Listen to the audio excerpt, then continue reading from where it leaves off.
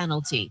1 week before the NFL draft, the Giants holding a private workout with quarterback Shedeur Sanders today. Team also holding private workouts with quarterbacks Jalen Milroe and Tyler Shuck the next few days. The Giants, who own the third overall pick, don't think it's mandatory to draft a quarterback with Russell Wilson, Jameis Winston, and Tommy DeVito on the roster, according to GM Joe Shane.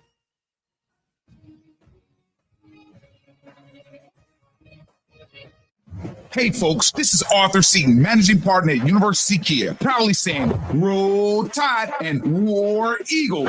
Stop into University Kia today and shop one of the area's largest selection of new Kias, including Fortes, Seltos, Telluride, and Popular Carnival, and fully electric EV6. View all the great specials at universitykia.com and get pre-approved in minutes so you can drive home your new Kia you really want, because we want to see you in a University Kia.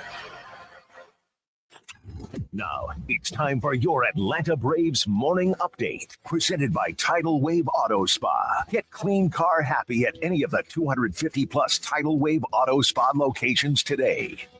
Jays take 2 of 3 from the Braves. I'm Barrett Sallee, and this is your Atlanta Braves Radio Network morning update. Get clean car happy all season long at Tidal Wave with exclusive membership discounts, giveaways, and more. Visit TidalWaveAutoSpa.com/Braves for more information. Spencer Strider returned to the hill for the Braves, struck out 5 and became the fastest pitcher to record 500 strikeouts in Major League history. But it was all for naught as the Blue Jays topped the Braves 3-1, including Vladimir Guerrero, who took Strider deep to seal the deal. Now, we do have a chance to get things right. Well, the Braves will be off today, but the Reeling Twins will come into town to Truist Park. As the Braves try to get back on the winning track, Chris Paddock will go for the Twins tomorrow. He'll be squaring off with Bryce Elder, who's 0-1 with a 7.20 ERA, 2 walks, 7 strikeouts, and a 140 whip. 4 leadoff shows coming your way 6 o'clock Friday night. First pitch against the Twins from Truist Park at 7:15 Eastern Time on the Atlanta Braves Radio Network. 97.7 ESPN The Zone.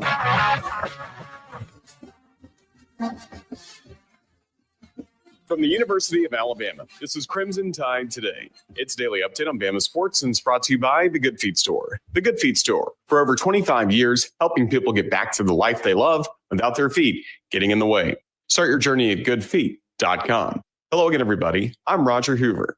On Thursday's edition of Crimson Drive, driven by NASCAR, we'll be joined by Alabama softball's Audrey Vandegrift, the SEC Freshman of the Week. Goodness, it was every little girl's dream come true. I've said it many times before, but I really solely relied on my Lord and Savior right there because man could not have done that by themselves. And I really had a lot of nerves. I had a lot of anxieties as any human would. And I just gave it up to the Lord right there. And I just said, God, please take my anxieties away from me. And I hand this moment to you. And like I said, gosh, I can't even describe what he did for me last night. And it was awesome.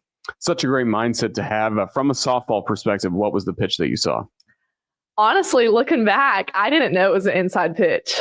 I'll have more in a moment. This is Christian Miller for the Good Feet Store. I know from playing football at Alabama and in the NFL that if you have foot, knee, hip, or back pain, it can be a huge challenge. The Good Feet Store is designed to personally fit you with arch supports that alleviate and even eliminate your pain altogether. Try them before you buy them. Earn your free, no obligation, personalized fitting, and you can wear them home the same day. So if you're looking to improve your game, the Good Feet Store has you covered. Stop in for a free, personalized fitting today. Roll to victory at goodfeet.com. That's goodfeet.com. Roll Tide. Join us this afternoon for Crimson Drive, driven by NASCAR, streaming live at 2 p.m. Central on all CTSN social media platforms at UA_CTSN. Crimson Tide Today is brought to you by The Good Feet Store. Crimson Tide Today is a production of the Crimson Tide Sports Network from Learfield.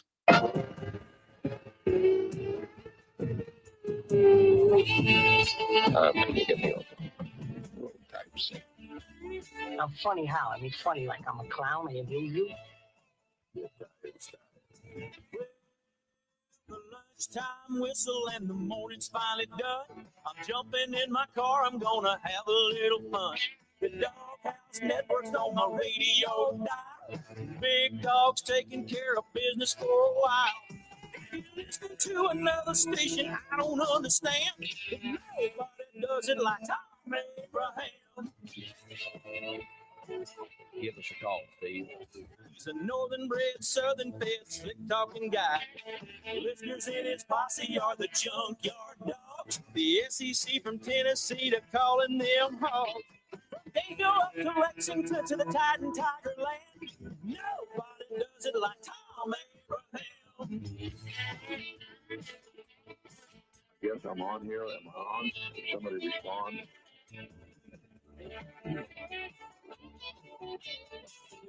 Hey, good afternoon, everyone, and welcome to Throwback Thursday in the Doghouse. After we missed yesterday's show for the Braves game, we are back in the saddle again. And look, I'm not going to do a WrestleMania effect tomorrow. I'm not going to do a WrestleMania effect. Somebody says, do a WrestleMania effect. I'm not going to do a WrestleMania effect. But we are going to turn back the clock to some classic wrestling theme songs today, since the Mania is coming up this weekend in Vegas. All right, so we've got that for you in your throwback music. Now, we got plenty of ground to cover on the show today. We got the latest on Nico Gate. We got some hardball talk. We got an interesting piece on the draft, ranking the Titans 25 first-rounders in their first 25 years in Nashville. Can you believe it? Can you believe it's been a quarter century already there? We got the retirement of a true legend. And we had a horrific boating accident yesterday on Smith Lake involving an angler from the MLF Tackle Warehouse event that was taking place on Smith Lake yesterday, and I'll give you the latest on that as well. We welcome those of you that are watching on X and on Facebook and on YouTube and on WZZN TV. Check that out if you haven't yet. We welcome those of you that are listening on the apps as well. Your phone lines are open.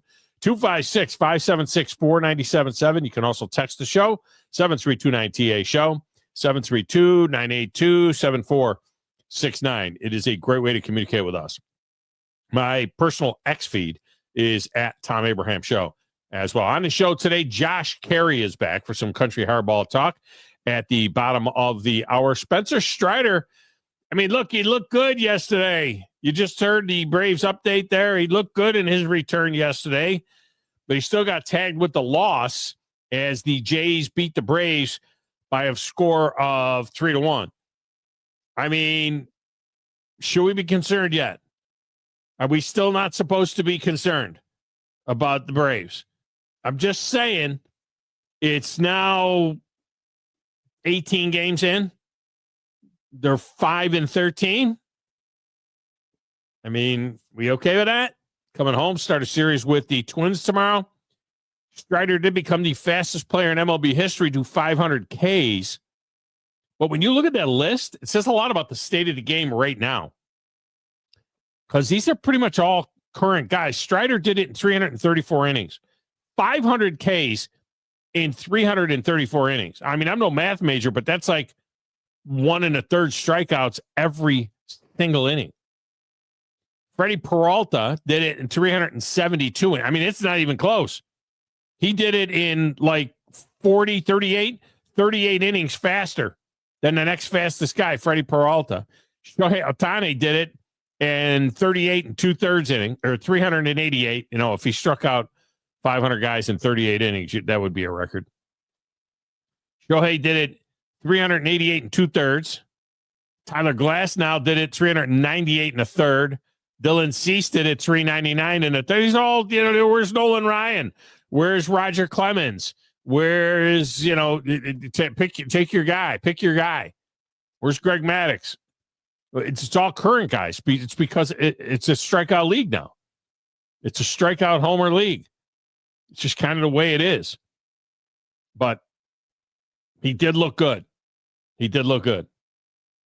And by the way, can we just end this whole Florida experiment with Major League Baseball? Florida is for spring training, okay? That's it. Florida is for people from the north getting out of the weather, coming down south, going to spring training and watching their beloved Red Sox or their beloved Yankees or their beloved Braves or whoever it is in Florida. When the baseball season starts, Let me tell you something. I lived in Florida. My parents have lived in Florida for 50 years. My grandparents lived in Florida for 60 years, my entire life.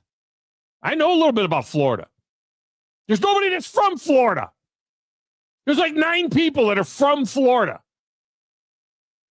And they don't care about the Rays and they don't care about the Marlins. You look how good the Rays have been. They have been a playoff contender. They have been a team that's gone to the World Series. They are not like the worst team in baseball, but they play in that mausoleum, and now they're trying to get a new state-of-the-art stadium and spend billions of dollars of taxpayer money and everything else. Why? Nobody goes. They're not going to go. It's not because of the stadium. It's because of Florida. Look at Miami. They played in Joe Robbie Stadium. They won a World Series in Joe Robbie Stadium. Wait, they won 2 World Series in Joe Robbie Stadium in a football field. And everybody was like, well, nobody goes. I went to Cubs-Marlins playoff game one year, and it was not 50-50. It was 80% Cubs fans. So there's a team that's won 2 World Series in their existence. They've only been around 25, 30 years. And they've won 2 World Series. And they built a beautiful state-of-the-art stadium with a retractable roof on it. They got this year's team is a 500 team right now. They were 8-8 going into last night's game. They had the Arizona Diamondbacks in town. Diamondbacks 11-7. Been in the World Series in the last, just in the last couple of years. Been in the World Series. It was 79 degrees, low humidity in Miami in April. They had the roof open. Spectacular stadium. 7,324 people showed up. We could fit that at Toyota Field. We've had that at Toyota Field for the Trash Pandas in the AA. 7,324 people showed up. We get them out of there. You could have thrown a hand grenade in the stands and nobody would have gotten hurt. Get them out of there. I mean, it was 41 degrees in New York City last night. The Kansas City Royals at the Yankees. 43,000 people were there. The players were bundled up like Nanook of the North. They're wearing parkas in the dugout. There are 43,000 people there. 7,300 in Miami on a gorgeous night. Get those teams out of Florida. Get them out of there. Bring them to Nashville and Charlotte. Put one in Nashville and one in Charlotte. And you can start printing money. 89-year-old Lee Corso has hung it up after 38 years with ESPN's College Game Day. Coached for 28 years. And I had my own brush with the man when I was 24 years old and looking to get into professional football. Really, I was looking to get out of the family business and into professional football in some fashion. The Orlando Renegades of the USFL were looking for someone in their PR department. I interviewed with Lee Corso. He was the general manager and the head coach. And I actually interviewed with him. I actually had a shot at the gig. And then the league folded. Corso went to ESPN in 1987 to do the new Game Day show. Now remember, it's not for 6 years. Game Day's a studio show. In 93, 6 years later, they take the show on the road for the first time, and it becomes a traveling circus. But it's another 3 years. It's October 5th. It's the middle of the college football season in 1996. 1996. Now, Corso's been with Game Day for some 7, 8, 9 years now. 9 years into his Game Day deal. October 5th in 1996, they're in Columbus before the Ohio State-Penn State game. And he gets this goofy idea to put on the Brutus Buckeye headgear to indicate who he thought was going to win a game. And a legend was born. Teams chosen by Corso in his headgear picks over the years had a record of 284 wins and 142 losses, which is a winning percentage of 67%. Not bad. Of course, he was never the same after suffering a stroke in 2009. Since then, his bits, his pieces have been scripted. He could not ad lib anymore. His bits really, for the last 15 years, have been pretty much scripted.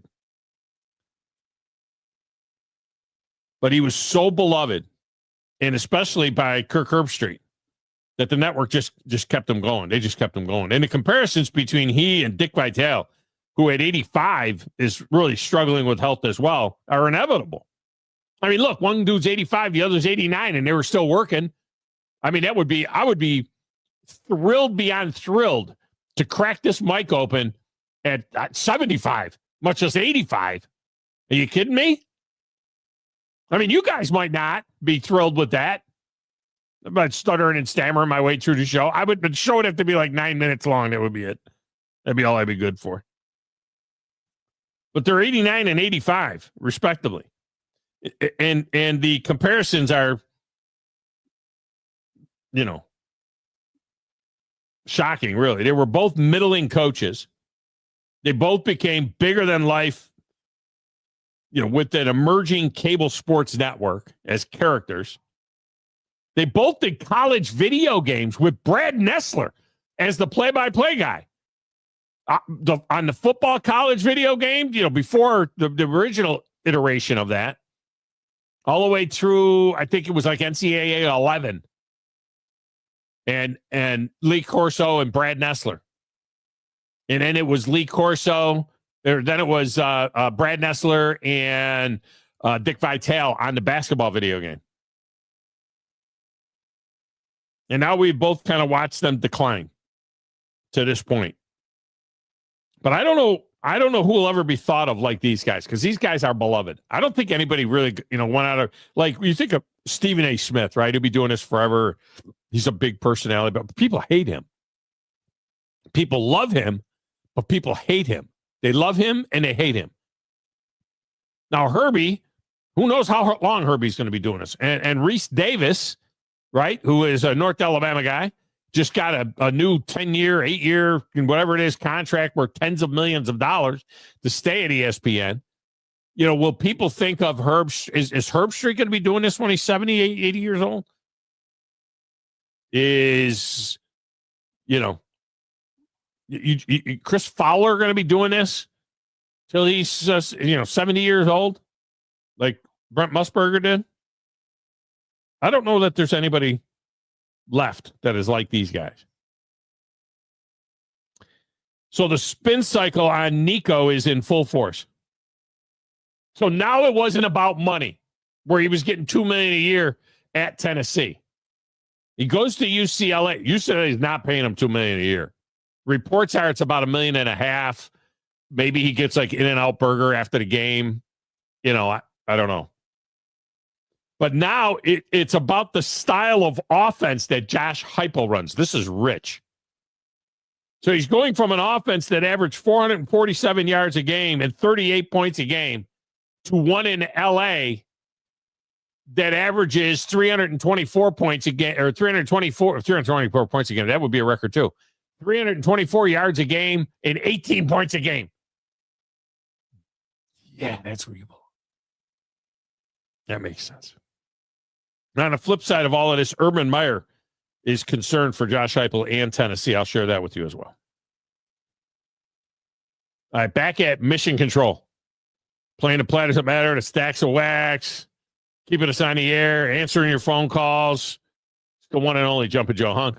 Do you know who I am? No, who is this? Who is this guy? Who in the blue hell are you? I'm the producer of this show. If I didn't step up, you're nowhere. I put this thing together out of spit and polish. I'm very important. I think this is one of the traits of a really good producer.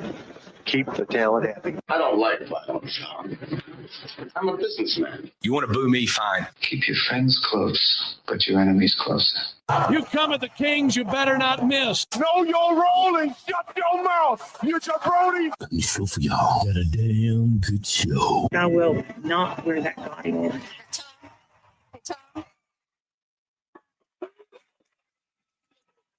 Hey, Jumpin' Joe, how you doing today? I'm doing well. Doing well.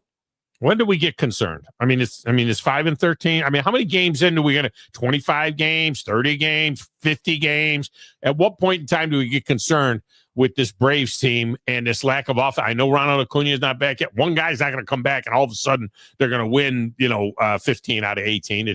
I don't see that happening. But when do we get concerned? I would say July 15th. July? Oh yeah, All-Star break. Yeah, we'll be at SEC meeting. We'll be in Atlanta. Yeah, that's when you started getting worried. Look, up until yesterday, or up until they lost that game yesterday, they were 500 since the losing streak. I mean, they were a 500 team. They were 5-5 since they started 0-7. So I mean, and they're also on the road again. So I mean, you still don't freak out on this. There's still, I mean, again, you saw how well Strider pitched. You should be able to score more than one run in that game. You scored more than that a couple of nights ago in there. It's just you went up against a good pitcher that struck out 10 guys. So no, I still don't. No, you don't get worried about it. You would like to have won the series. It's not July 15th. Yeah, July 15th. You got Memorial Day. If there's this team was below 500 when they won the World Series. Yeah, below 500, like a couple of games, not like the second worst record in all of baseball. They've 500. Also had probably the hardest record in baseball since this season schedule. Yeah, they've had a hard schedule. I mean, hardest schedule. Yeah, they've also had that. I mean, again, this is why you don't panic just yet. Well, okay, I'm not saying panic, but there's concern. I think concern at 5-13.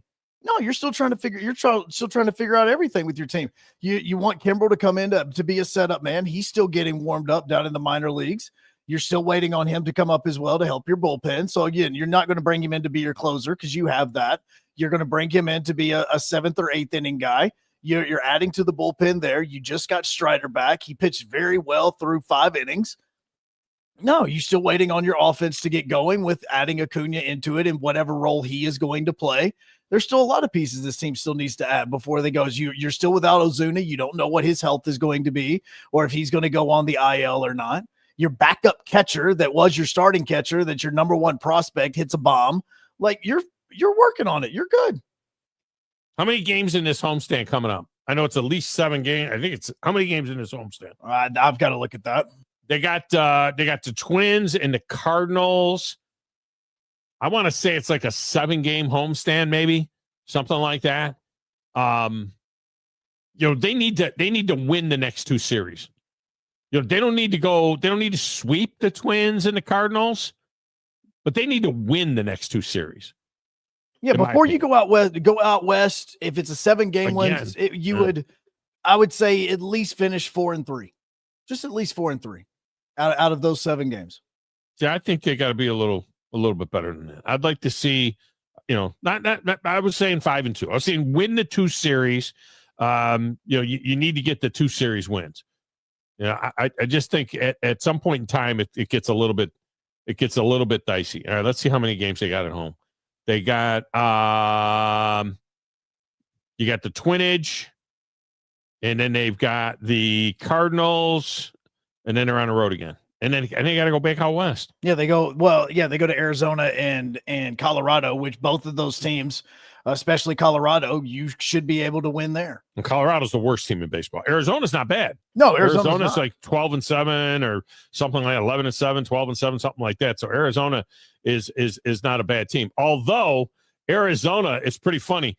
Arizona has the same record as the Yankees, and the Yankees are in first place in their division. And in the NL West, it is a freak show right now. In the NL West, Arizona is 11-7. They're playing 6-11 baseball, and they're in 4th right now. The San Diego Padres are 15-4. The Giants are 13-5, and the Dodgers are 14-6. Game and a half out. 14-6 for $400 million payroll, and the Diamondbacks are 11-7. But Colorado's 3-15. Yeah, so far through 3 weeks, you've had to play what is now the number 2 team in the AL East, which they were the number 1 team before the series started. You've had to play 2 of the top 3 teams in the NL West already in 3-game series as well. I mean, again, you've had to play really good baseball teams, and now again the Marlins you actually did very well against. So I mean, that's why I'm not stressing about it just yet. You've had to play really good baseball teams, and you're not even close to 100%. They got to, in my opinion, with the Twins and the Cardinals are middling. All right, 6-game homestand. In my opinion, they got to go 4-2. That's what I want to see. I want to see 4-2. If they go 4-2, start chipping away at it. Here's the interesting thing is the Mets haven't run away and hid. I mean, it's really, if you look at it as being 6 games, Well, at some point in time, they're going to get injured, so you just wait for that. Yeah, the Mets will come back. The Phillies are right there as well. Marlins are 500, but they're not going to hang out there as well. And the Nats are struggling. But 4-2. 4-2, calm the nerves. I think that's the way it has to go. Right now, just looking at this, just doing an eyeball test, the Atlanta Braves have also played the fewest amount of home games in Major League Baseball this season outside of the LA Angels, who have only played a one 3-game series at home. The Braves have only played 5 games at home. That's the fewest in baseball right now. Home field matters. Horrible accident in the MLF Tackle Warehouse tournament. The Tackle Warehouse level, it's not there's a lot of top name pros that fish in that thing. It's like the Opens for Bassmaster. It's like the Open. So there's the Bassmaster Elite, and then there's the Bass Pro Tour on the MLF, and then the next level is the Tackle Warehouse on MLF, and the next level on the Bassmaster circuit would be the Open. So it's at that level. Let's say it's like the Xfinity Series in NASCAR. It's the Saturday deal. But a lot of top guys, fishing in that thing, first place, $80,000 and so on. So those guys had taken off out of the state park there, the Smith Lake State Park, and Flint Davis was running out of that creek, comes around the bend, and there's a boat that is parked, probably striper fishermen. It's a guide boat with a guide and 3 guys in the boat. Flint comes around the corner and T-bones that boat. Kills 3 guys. Kills the 3 fishermen that are in the boat that are fishing. The tournament was canceled. The balance of the tournament was canceled. Flint ended up in the hospital. He's all right. His boat was tore up. It looks, his engine is ripped off. It looked like he went right over the other boat. There's a lot of misinformation out there about this.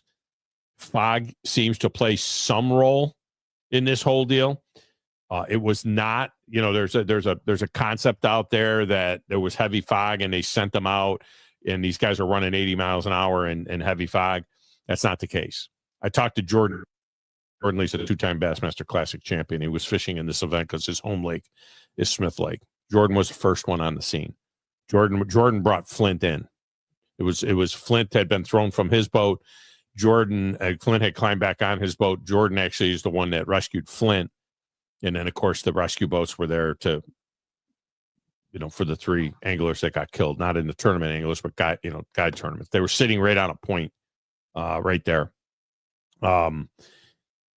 Fog was rolling in and rolling out, but Flint is not one of these hot rod guys that goes, wide open all the time. Fog is very, very dangerous, though, regardless of how much it is. And sometimes it comes and goes. I've been in tournaments where I was the passenger and was extremely nervous in heavy fog situations on Gunnersville Lake. I remember running with a buddy of mine, and we're running down the lake, and it would be like you could see for 100 yards, and then all of a sudden you'd hit a pocket where you couldn't see the nose of the boat. And we were running 50, 60 miles an hour. He'd kind of come off the throttle a little bit, but he's using the GPS to keep him on the lake, so you don't hit a shore.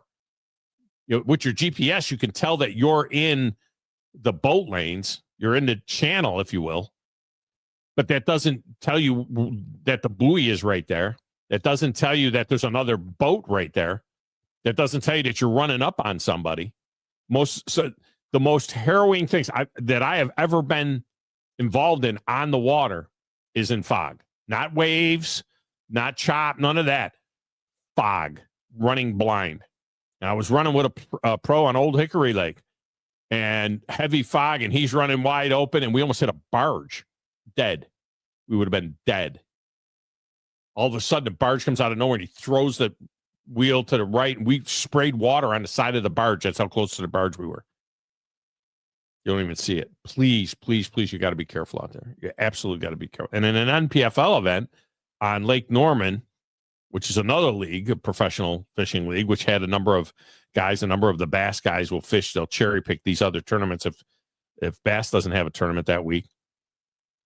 There was an accident there on an NPFL event. Nobody got killed. Nobody got hurt badly, but a bass boat T-boned a pleasure boat on Lake Norman. I mean, and they happened about an hour apart in professional fishing tournaments. Just be careful out there. Just be careful. Hate it. Thoughts and prayers with the families of the people who lost their lives. One of the guys was from Coleman. I think another one was from Alabama. Another one was from Mississippi, something like that. Guide trip. All right, we get a break. When we come back, Josh Caray will join us. We'll talk some country hardball with him right here on the Thom Abraham Show.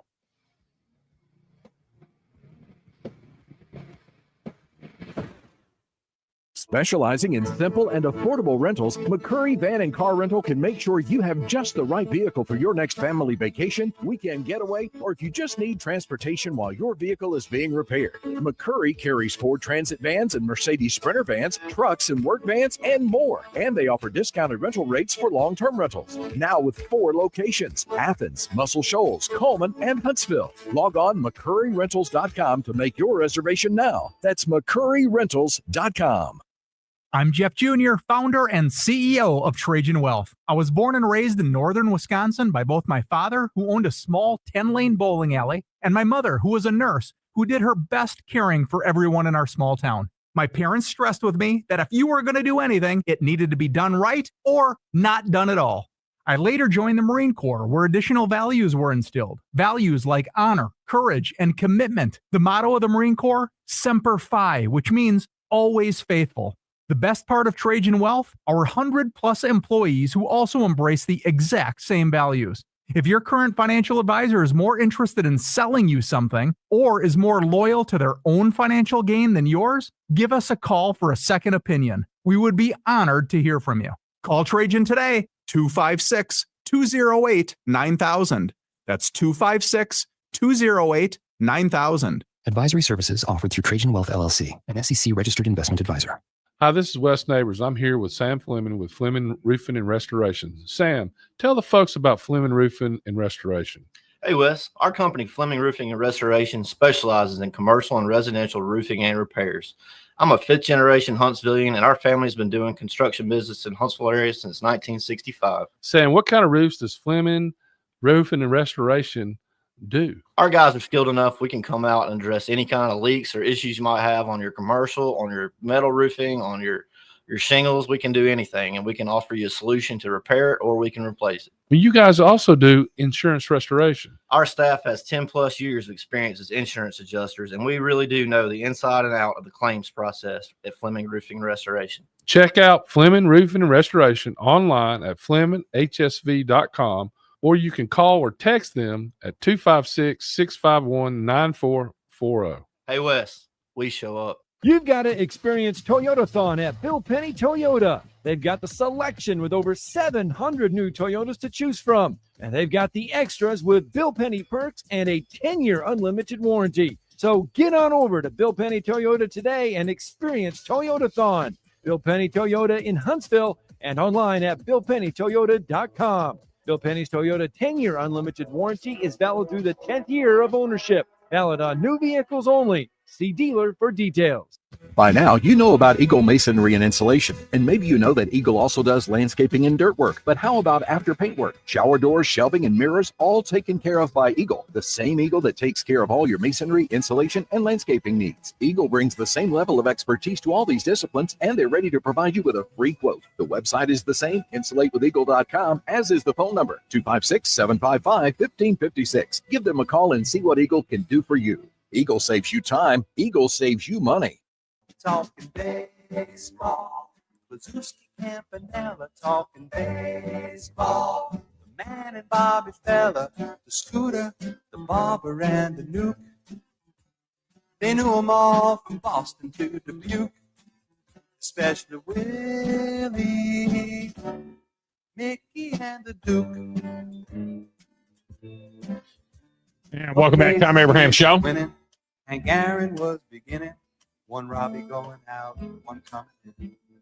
Coming up on May 1st, that is a Thursday, May 1st, Valley Equipment Rental will have their customer appreciation barbecue lunch. That's right, 11:30 to 1:30.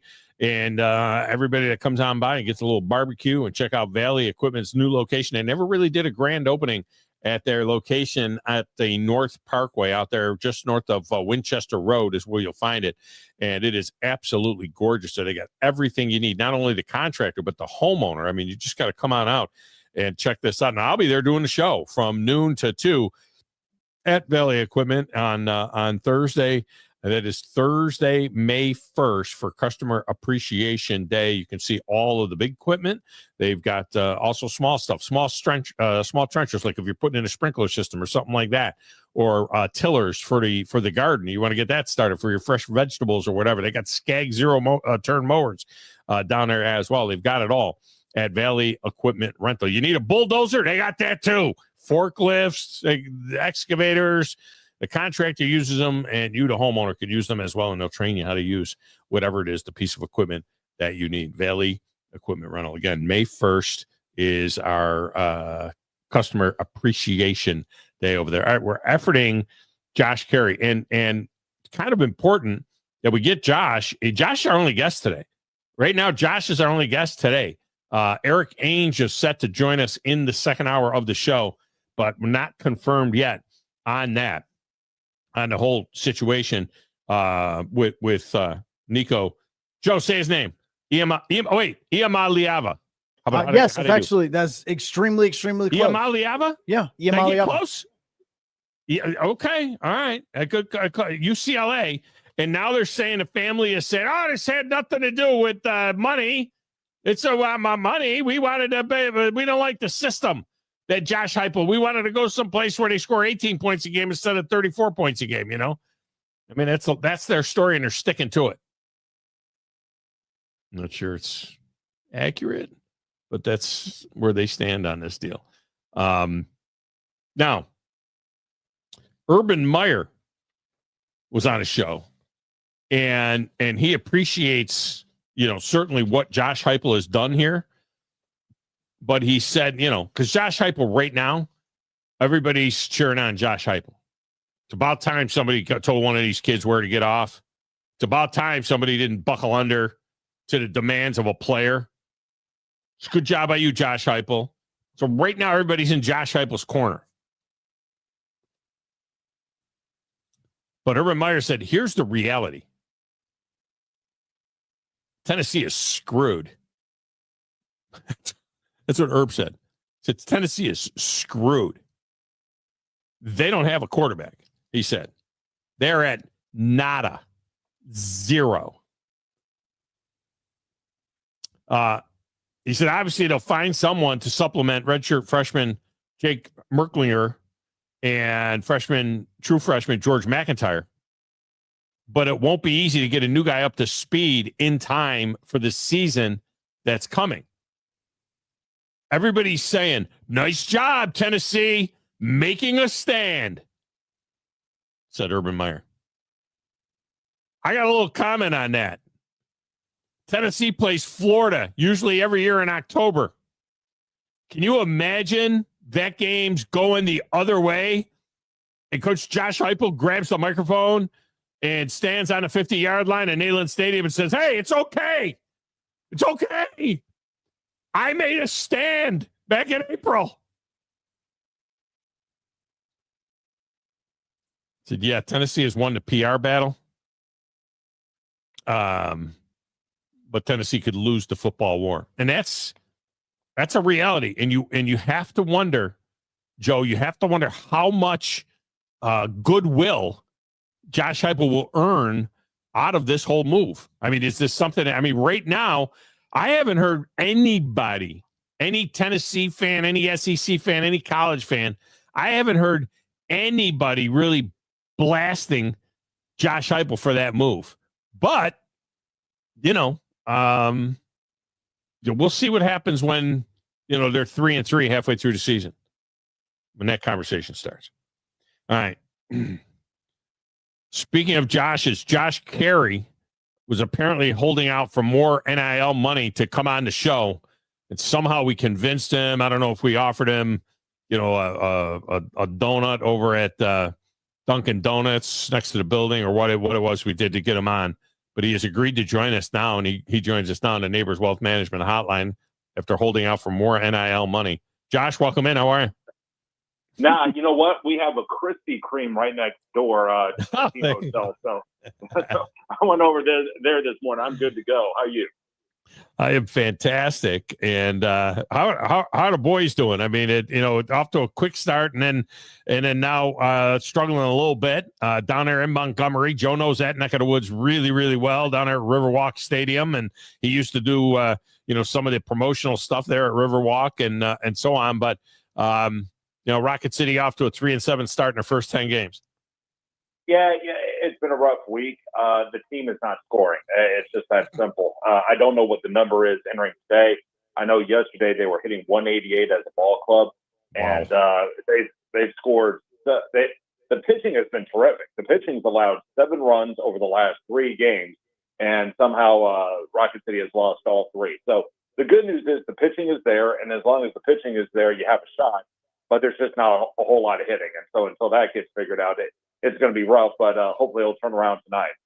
Things went a little bit cold for the big club, too. They've dropped 3 in a row now. They were at, 9-5, and now 9-8, but just kind of hanging around there, in the AL West. But still, all in all, if you look at a big picture, off to a pretty decent start, 500 plus baseball in the first 20 games or so. Yeah, and I think for them, I know one thing I've heard, and I don't know if I necessarily agree with this. I think they're a little on the road weary side. They're wrapping up a 9-game road trip tonight across 3 cities, which isn't that uncommon in baseball. But I think this early in the year, when you're coming off of spring training and you're trying to develop a rhythm, it can be pretty difficult. But the good news is, they've been pretty steady. If they can get a win today, they end the road trip and they can go home and hopefully start playing some better baseball.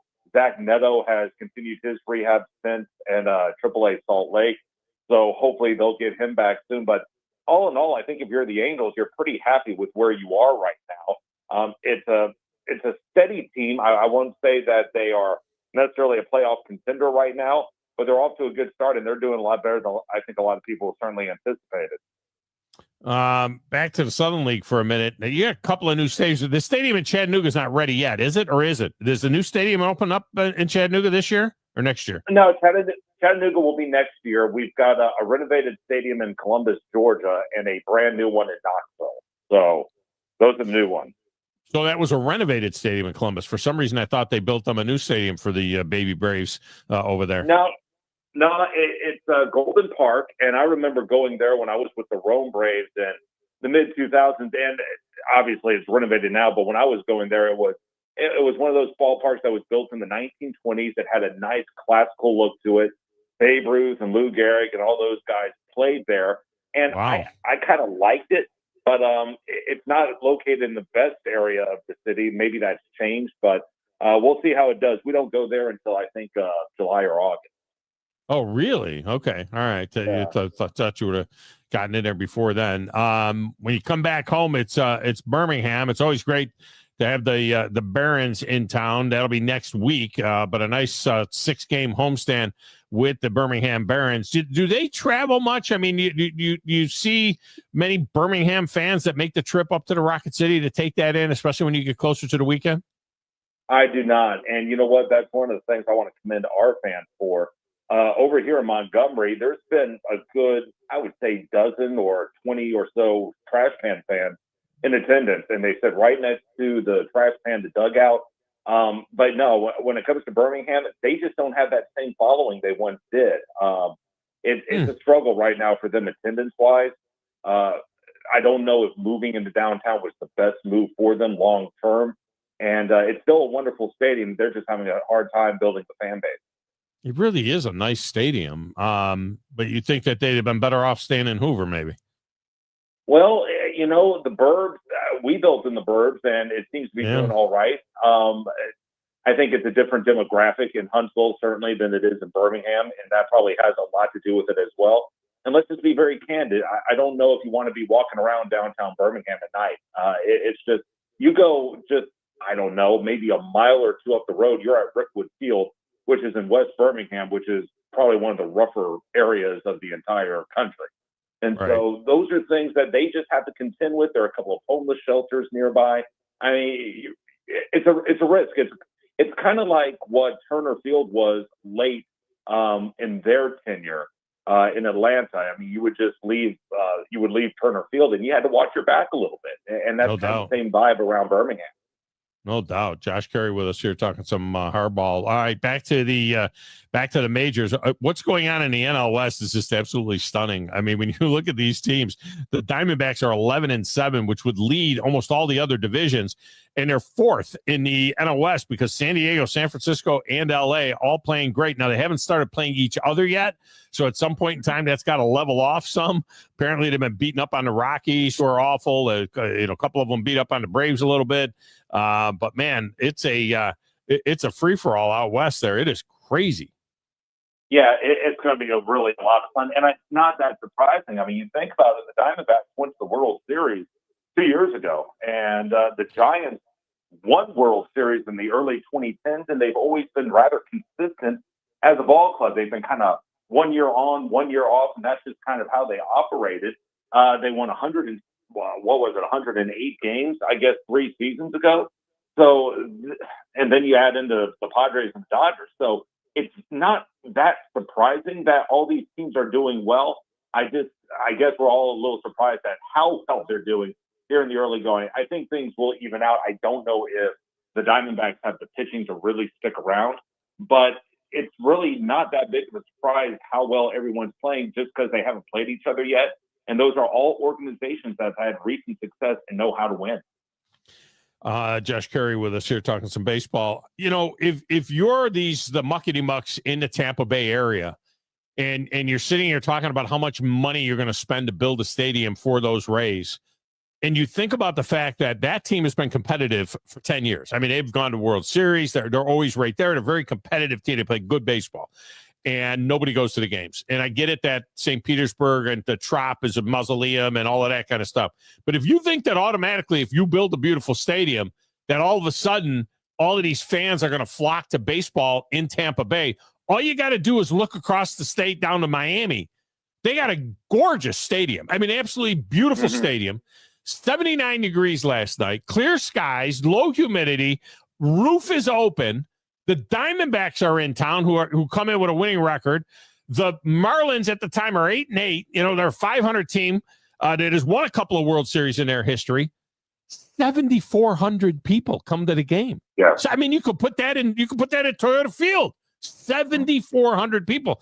This thing with Florida, I mean, we got to get these teams out of Florida. I mean, it makes zero sense, even if you build and spend all that money, and then 7,400 people show up at your building to see a competitive team playing against another good team. That's not good. Well, that's bad.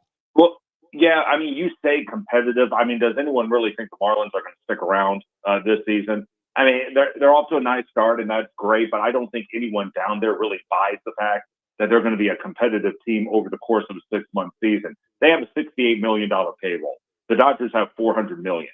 And if you're a fan, how are you supposed to sit there and spend your hard-earned dollar on a project that you know that doesn't really have a competitive balance or a chance to win? I get it. I can't get mad at those people down there. And yet I still think there's an appetite for Major League Baseball. It's just that it's kind of what the city of Atlanta went through back in mid-2000. It's always people rooting for other teams. I think it's so stinking hard. And I don't know how you work around that. I think if the Rays were to win a World Series, it would certainly help. But there's just not that local flavor there that has any type of loyalty to their teams right now. And it's really too bad because the Rays have done about as good of a job as you can as a small market team. Yeah, the way you work around it is you say Florida is for spring training, when everybody comes to see their team from up north, and then that's it, and get the heck out of there. That's what you do there. All right, finally on the Braves. Joe says that we shouldn't panic. They're 5-6 now since the 0-7 start. They're playing pretty much 500 baseball. Spencer Strider did look good last night, but the offense doesn't support them, and they get the loss 3-1. 6 games home stretch coming up starting tomorrow. Twins and Cardinals. I say you got to go 4-2, calm down, and then you head back out west for, Arizona and Colorado. Colorado is god awful, so you got an opportunity to go out there and win some games as well. But is the panic meter still relatively low on a team that is 5-13 right now? Yeah, it's low, and it should be because it is a grind, and you have a long way to go, and you're still waiting for Ronnie Acuna to get back, and you have a couple of other pieces that you're missing right now. And obviously, there's some guys who just aren't hitting the ball right now. I thought, Matt Olson would be having a better season right now, and that just hasn't happened. And Murphy just got back into the lineup as well. And, Ozzie Albies and anyone, with the exception of Marcell Ozuna, is struggling at this point. So you don't really have your full deck of cards with you right now. But if you can go out there, just win the series you're supposed to, beat the Cardinals, beat the Twins, beat the Rockies. You do that, hopefully you take at least one from Arizona. Suddenly now you're playing 667 ball for the most part. And if you can do that, then you start to sniff 500. And if you can get to 500 by about Memorial Day, you feel pretty good about yourself. Yeah, Memorial Day. That's when I look at is that because now you're two months into the season. I always use Memorial Day as a barometer. All right, Josh Caray has been our guest. Josh, we appreciate you so much. Enjoy Biscuitville. And go put one on those guys, will you? Yeah, we'll see you guys in another week. Hopefully we can get a couple wins here. There you go. Appreciate it. Thank you. Let's get a break. And when we return, we'll set you up for hour number 2. It's a Thom Abraham Show. Back with more in a moment.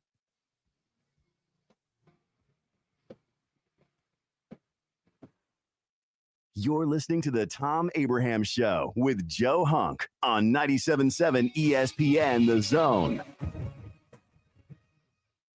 This is Brent Musburger's VSiN Action Update on 97.7 ESPN The Zone. AI-powered betting models to help you make sharper picks during March Madness. Free 7-day trial available now at rhythm.com. That's RITHMM.com.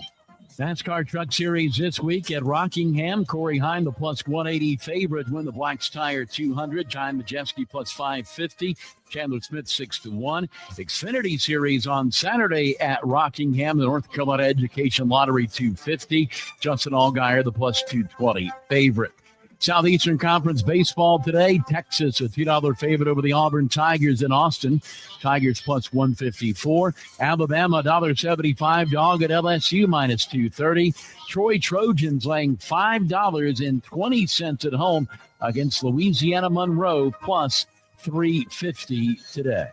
Mike Sennett, 97.7 ESPN The Zone. Tom Luganville here for my friends at Woody Anderson Ford. Bobby White and his team take great pride in their service department, and you can see it the moment you walk into those beautiful new service lanes. And just like a championship team, they all work together to make sure your experience is second to none, whether you drive a Ford or not. Also, check out the gold certified pre-owned inventory at Woody Anderson Ford for great deals every day.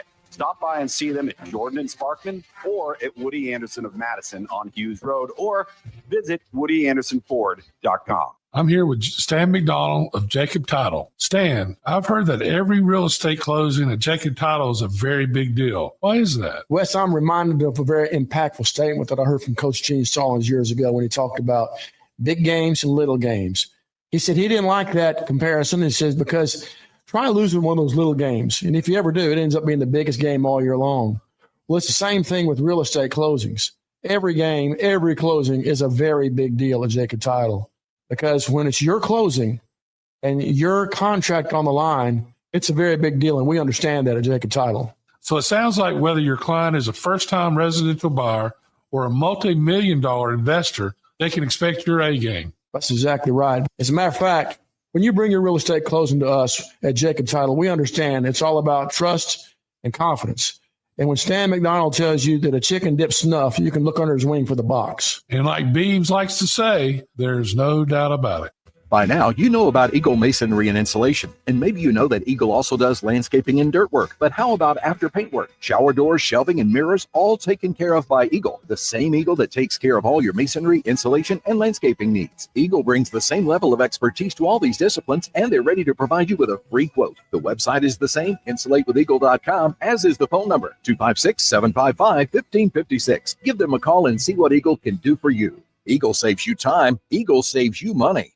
From the Fox 54 Weather Center, I'm Chief Meteorologist Jordan Dressman. Going to be a fantastic Thursday afternoon, mostly to partly sunny sky today. Temperatures climbing into the mid and upper 70s, only dropping into the mid 50s as we head into the overnight early into your Friday morning. A partly sunny sky for your Friday afternoon. Temperatures climbing consistently into the upper 70s and lower 80s. Going to be another fantastic afternoon, dropping into the lower 60s. A mostly cloudy or an overcast sky as we head into your Saturday afternoon. Still not talking about any rain. Temperatures climbing consistently into the lower 80s. I'm Chief Meteorologist Jordan Dressman on your home for ESPN Radio, 97.7 ESPN, The Zone. From Coleman to Fayetteville and all points in between. Son, pull the hammer back. Smokey's coming at you in a plain white wrapper. 97.7 ESPN, The Zone.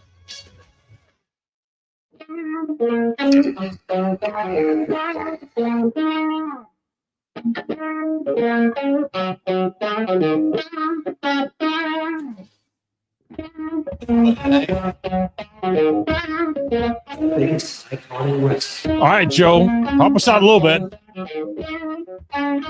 See, this is why I roll my eyes whenever you talk about the Goldberg stuff. Yeah. This is Hulk Hogan's when he was Hollywood Hulk Hogan. Oh, the Hollywood Hulk Hogan. This is Voodoo Child. Yeah. He came out to this in WCW whenever he was Hollywood. But that wasn't a real long time. That was like 97, 98, 99, somewhere in there. I mean, it's a good. But it was a short period of time. Good 4-year span, actually. Yeah, 96. Oh, yeah. Yeah, 96. Yeah, 96. But yeah. like whenever the biggest match in like WCW history was the Goldberg Hogan match, this is what he came out to. Yeah, well, I was focused on Goldberg's entrance, which was quite possibly the greatest entrance in the history of professional wrestling, to be honest with you. I mean, That's just possibly Stone between. Goldberg, yeah. It's probably the greatest entrance between those two guys that came out in that ring that day. Yeah. This spring, bloom into savings at Owen Home Appliance Center with a new shipment of scratch and dent items at the Somerville location. You can get the side-by-side refrigerator with the water and ice for $6.99 or head to the highly interactive location in Lacey Springs. Get the latest in appliance tech there. Check out that place. It is fantastic when you get on down there. And this is the time of year you might want to snag a 21 cubic foot upright frost-free freezer for just $7.99 at Owen Home Appliance Center. Quality products, quality pricing, quality service only at Owen Home Appliance Center. All right, coming up, hour number 2 of the show. I'm checking to see if I've gotten a word back from Eric Ainge yet. I do not have that. So we're wide open. Get ready to contribute. Got a lot of stuff to get into as well. It's a Thom Abraham Show. Back with more on a Throwback Thursday. Right here.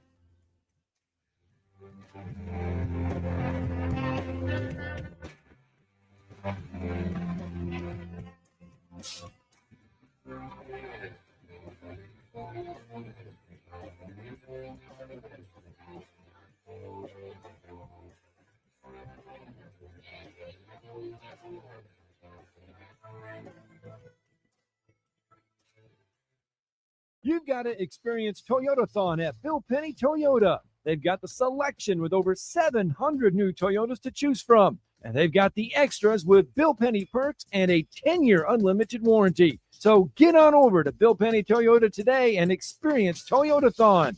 Bill Penny Toyota in Huntsville and online at BillPennyToyota.com. Bill Penny's Toyota 10-year unlimited warranty is valid through the 10th year of ownership. Valid on new vehicles only. See dealer for details. Tom Luganville here for my friends at Woody Anderson Ford. Bobby White and his team take great pride in their service department, and you can see it the moment you walk into those beautiful new service lanes. And just like a championship team, they all work together to make sure your experience is second to none, whether you drive a Ford or not. Also, check out the gold certified pre-owned inventory at Woody Anderson Ford for great deals every day. Stop by and see them at Jordan and Sparkman or at Woody Anderson of Madison on Hughes Road, or visit WoodyAndersonFord.com. Eagle Masonry and Insulation. It's right there in the name. Eagle is your one-stop shop for block, stone, or brickwork, monument signs, and outdoor kitchens and fireplaces. Eagle also offers the finest craftsmanship and insulation, including fiberglass or spray foam insulation, and of course, insulation removal. Philip Love and his team have years of experience bringing the region the best in masonry and insulation services. For more information and a quote, visit insulatewitheagle.com or call 256-755-1556. Eagle saves you time. Eagle saves you money. Our customers trust us not only to find the right hardware, but to advise them on the technology that makes them more efficient. My Next Level team researches and discovers real solutions. Check-in software, HR, digital signature, and workflow software. It saves you money immediately. We hold your hand and stay with you through the transition. We're taking our customers to the next level in business process automation. This is Sports Center. I'm Christine Lisi. Legendary analyst Lee Corso will retire from ESPN's College Game Day in August, ending a career with the show that began in 1987. NCAA is changing college football's timeout rule to combat faking injuries starting this fall. If medical personnel enter the field to evaluate an injured player after officials spot the ball for the next play, that player's team will be charged a timeout. If it has no timeouts, the team's assessed a 5-yard delay of game penalty. 1 week before the NFL draft, the Giants holding a private workout with quarterback Shedeur Sanders today. Team also holding private workouts with quarterbacks Jalen Milroe and Tyler Shuck the next few days. The Giants, who own the 3rd overall pick, don't think it's mandatory to draft a quarterback with Russell Wilson, Jameis Winston, and Tommy DeVito on the roster, according to GM Joe Shane.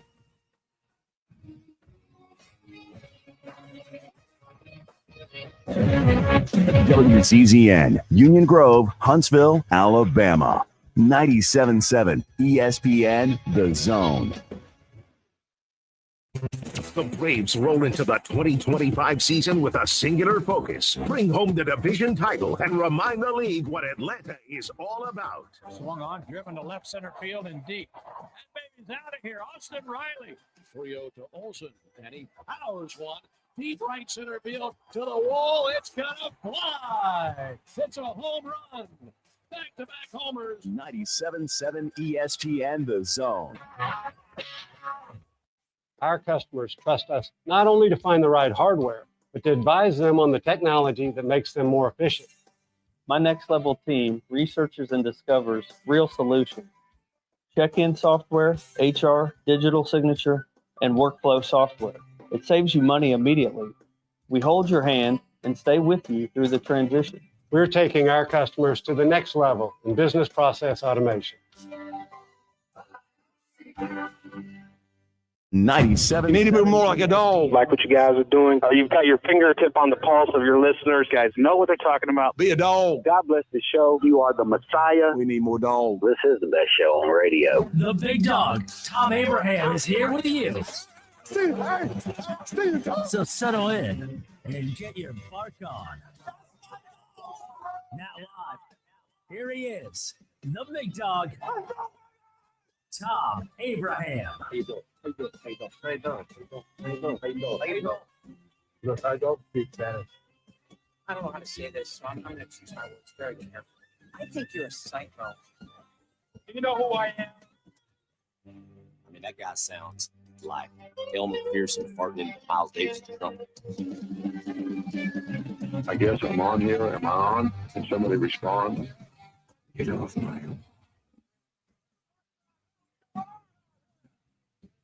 I have to drag my Yankee ass out of here.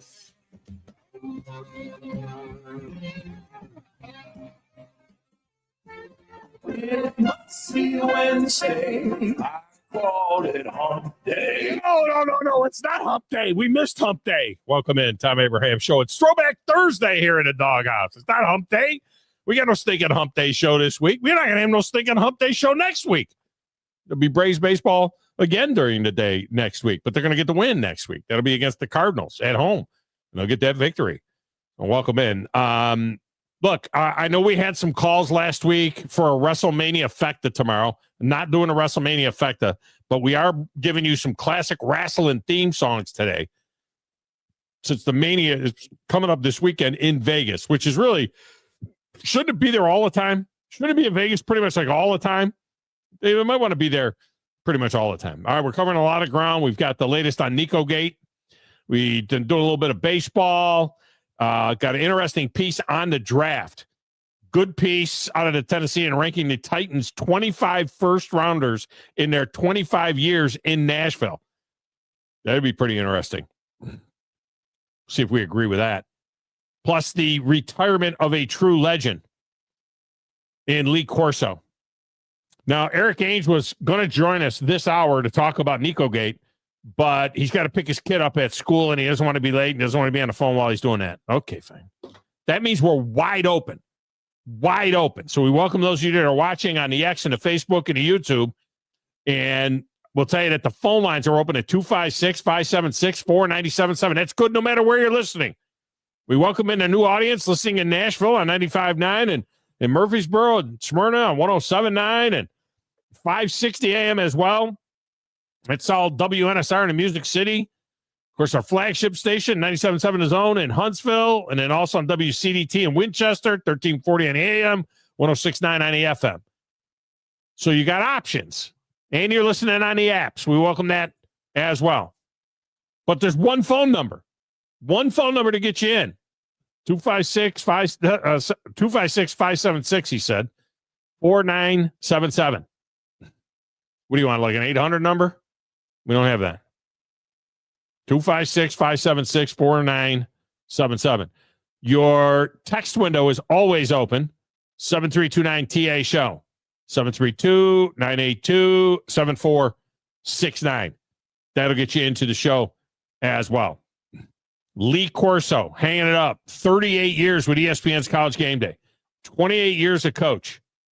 A guy I had a brush with as a 24-year-old when I was looking to get out of the family business and into professional football, into a PR department there with the Orlando Renegades, where he was the GM and head coach in the USFL in 1985, 84, 85, somewhere in there, 85. I interviewed with Lee Corso, had a shot at the gig, and the league folded. It was October 5th, 1996, the first time he broke out the headgear. Ohio State, Penn State. He got this goofy idea. Give me the Brutus Buckeye headgear, and I'll throw that on to determine my pick. Since then, he went 67%. That's not bad. 284 and 142. Picking winners in those games. And remember, he wasn't picking games that are like 18-point spreads. Usually they're at a big game that's got a pretty close, spread. So that's a good job by him on that deal. Urban Meyer says, yeah, this is all good, fine and dandy. Hip, hip, hooray for Josh Heupel for standing up to Nico I'm-a-leavin', who now goes to UCLA, not for money, because he didn't like the offense at Tennessee. He didn't like Josh Heupel's offense. What did Josh Heupel do for Dylan Gabriel? What did Josh Heupel ever do for Hendon Hooker? What did Josh Heupel do for Joe Milton? He didn't do anything for those guys. What did he do for those guys? Oh, I know Hendon Hooker almost won a Heisman Trophy. Not that big deal. I don't know playing that offense. They only averaged 34 points a game and 447 yards a game. Why do I want to play in that offense when I could go to UCLA and play in an offense that averages 320 yards a game and 18 points? That's halftime for Tennessee. But Urban Meyer says Tennessee is screwed. Screwed. He said, everybody's saying, nice job, Tennessee. Way to make a stand. He says, I got to comment on that. When they're playing Florida and the game's going the other way, was Josh Heupel going to grab the microphone and stand on the 50-yard line at Neyland Stadium and say, hey, it's okay. I took a stand in April. No, we're getting our head kicked in. May or may not be the case. Saturday Down South betting expert Derek Peterson says that the biggest beneficiary of Nico Gate will be Alabama. Alabama still has odds posted at plus 650 to win the SEC. And now they look a lot more attractive. The Crimson Tide lost last year in Neyland 24-17 in a game that Dylan Sampson ran for 139 yards. Jalen Milrow threw a couple of picks. Nico threw the touchdown to win the game with 5.5 minutes to go in the game. Now he says that the Tide would be an 8.5-point favorite right now in Tuscaloosa this year. Well, they were going to probably be a 5 or 6 point favorite anyway. He writes that the meat of Alabama's schedule in 2025 comes from September 27th through November 8th, when the Tide will face Georgia and South Carolina on the road, Tennessee and LSU at home, and of course, try to stop the Commodores. Won out of 100 on them last year. He writes, I am an unabashed advocate for Alabama offensive coordinator Ryan Grubb. I think he was one of the best additions any team made all offseason. And if the Tide get the quarterback spot figured out, they'll be a serious threat to do a ton of great things in 2025. If Tennessee takes even a slight step back and that game leans more towards Alabama, the Tide are more attractive as the preseason pick to win the SEC. The defense has a chance to be elite. The roster is loaded. And one of the coin toss games on the schedule just changed. They're saying that game was a toss-up game on their schedule. And now all of a sudden that game doesn't look like much of a toss-up game anymore. Remember, Alabama's got to go to Florida State with a new quarterback to start the season. And I know Florida State sucked out loud last year, but doesn't mean it can't bounce back, especially in the first game and hosting somebody like Alabama. Then they also have Wisconsin coming in. I mean, they're playing two legit Power 4 teams in their non-conference. Out of their 4 non-conference games, I mean, 2 are Eastern Illinois and Louisiana Monroe. But the other 2 are Florida State at Florida State and Wisconsin. When you look at what some of the other teams are playing in their non-conference schedule, I mean, Auburn has Baylor at Baylor on a Friday night. That's tricky. Then they've got Ball State, South Alabama, and Mercer. Cupcake, cupcake, cupcake. Georgia has Marshall, Austin P, Charlotte. Then, of course, Georgia Tech. Cupcake, cupcake, cupcake, ACC game. LSU plays at Clemson. That's a real game. Louisiana Tech, Southeastern Louisiana, Western Kentucky. Cupcake, cupcake, cupcake. You'd think with this whole playoff scenario that it would have changed a little bit. Tennessee's non-conference, they've got Syracuse, legit game, especially depending on who's at quarterback for Tennessee. East Tennessee, UAB, New Mexico State. Cupcake, cupcake, cupcake. So,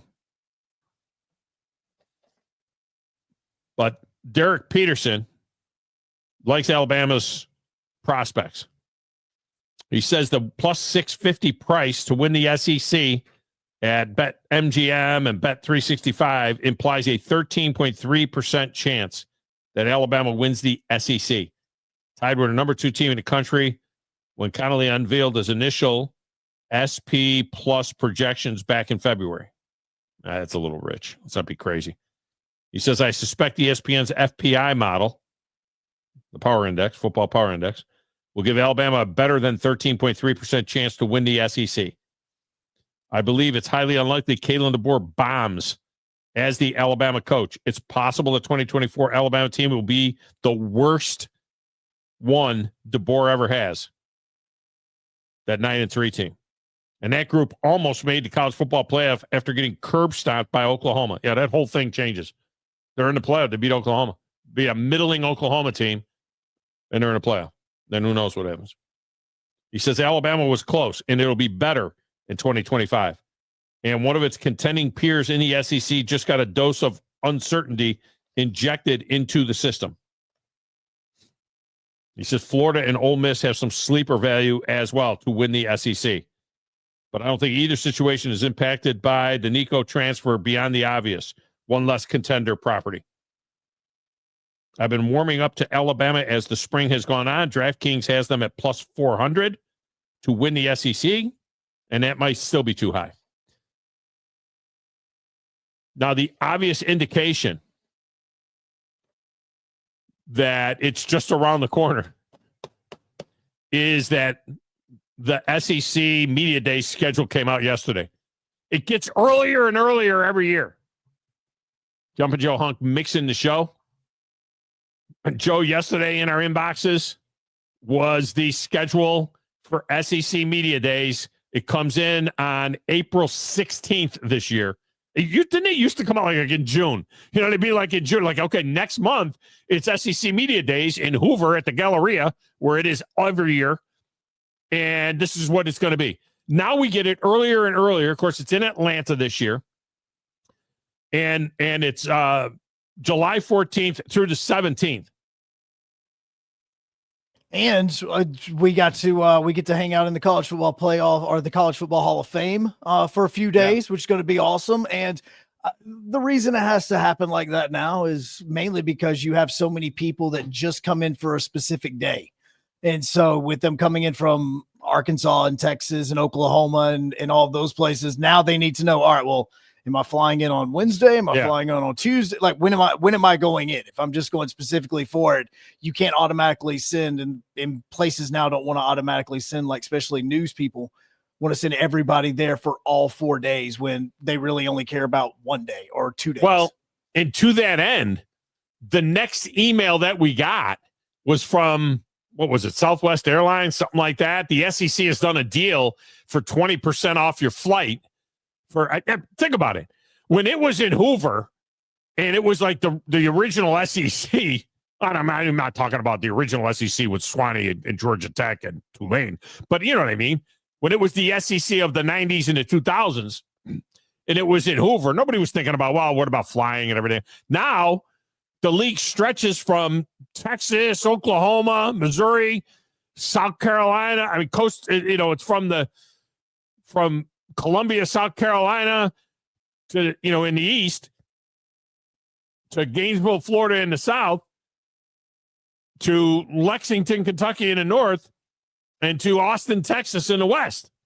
That's a pretty big, that's a day and a half drive, from Texas to Columbia.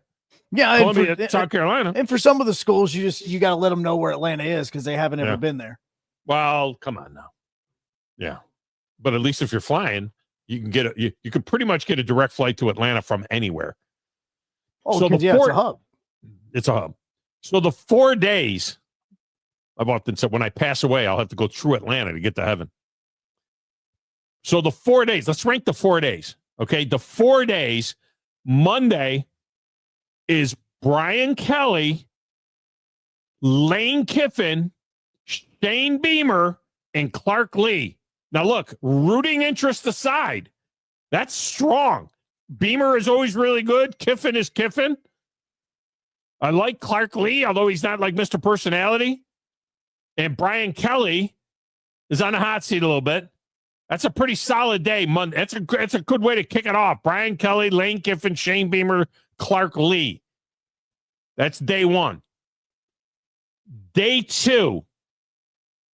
Now those are good personalities. Day two, you get Hugh Freeze. Joe will be like front and center for that. Joe will be like, okay, I need to be there. I want to be there early. Joe, how early will you go in for Hugh Freeze? Because you want to maybe try and shake his hand or catch him early coming in, right? I mean, I got to set up the octagon. Right. So it's going to take a little bit of time. We got to find that space and everything for it. Yeah. So it'll be an early time call time for me. Hugh Freeze, Kirby Smart, Josh Heupel. Do you think there'll be any questions about Nico, about quarterback situation at 10? Probably not. Probably nobody else. And Steve Sarkisian. I mean, from a program standpoint, Tuesday, Auburn, Georgia, Tennessee, Texas. Auburn, Georgia, UT. That's pretty strong. That's probably the number one day. That's pretty strong. On Wednesday, it opens with Kalen DeBoer, Billy Napier, Jeff Lebby, and Brent Venables. So they open strong Wednesday morning, and then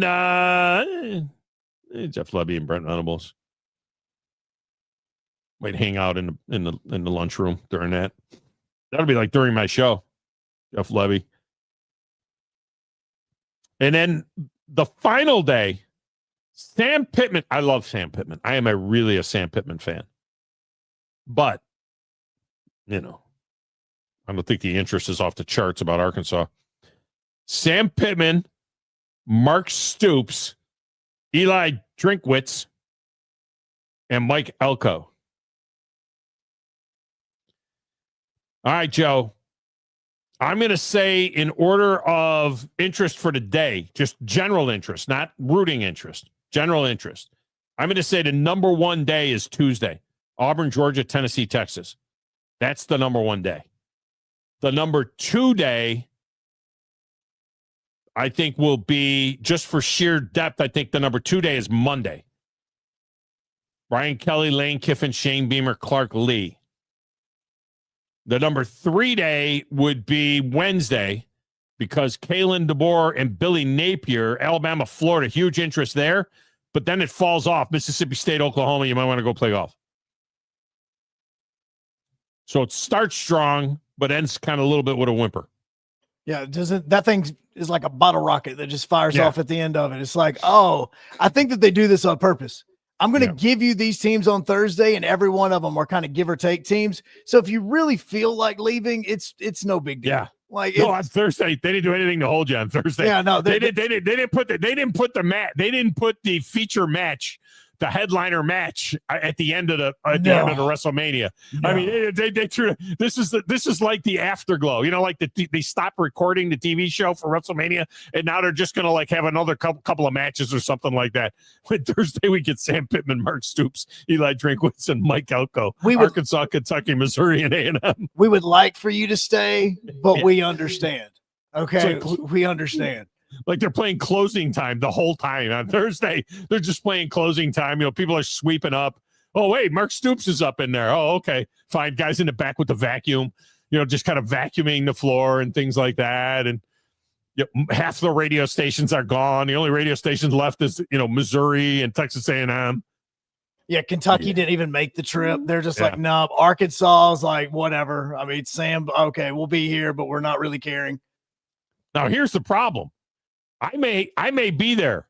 I may be there through Friday, because on Friday the Yankees are playing the Braves.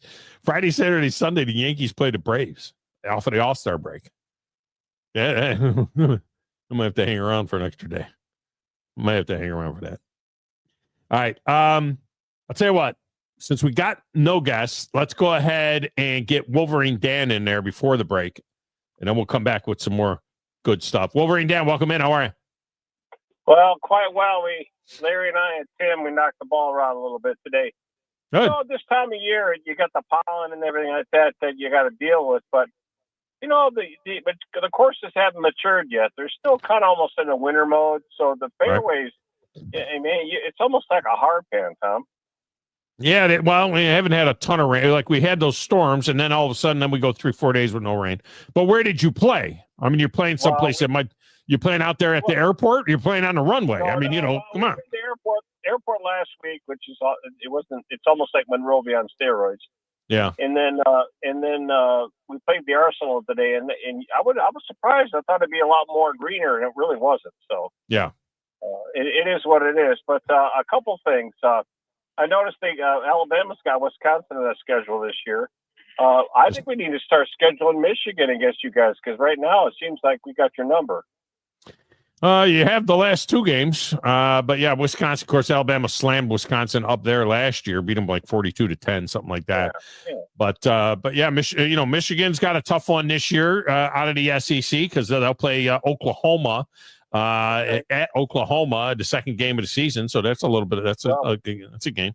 Here's my other question. First off, congratulations to Lee Corso. I mean, a great career on and off the field. Very religious man too. I don't know if you knew this, but he was when he was at the Ann Arbor game, he would find a local church. He was very religious. Every Sunday he would go to church no matter where he was. Yep. He always finds some kind of a church, and I thought that was pretty cool. But I would like to propose a replacement for Lee Corso to wear the school's helmet. I think Nick Saban should wear the helmet. No, I don't think anybody can do that. I don't know. I don't know what they'll do. I mean, I think that, obviously they still make their picks. I think the guy that's going to take the role of clown is already there, right? I mean, they've got their clown in I think they have that already in place, and I don't think that Saban would want to go down that route. You got McAfee, and he'll do the goofy stuff. He's going to jump up on the table and make his pick or something he'll do his own thing, but nobody can put the headgear on. You just can't do it. You can't do the headgear pick. You can't do it. And Nick Saban won't be that guy to do it. I'd like to see Saban with the headgear. I really would. Yeah. Yeah. Not going to happen. Not going to happen. He's too distinguished. He's too distinguished. Yeah. All right, man. I'll talk to you later.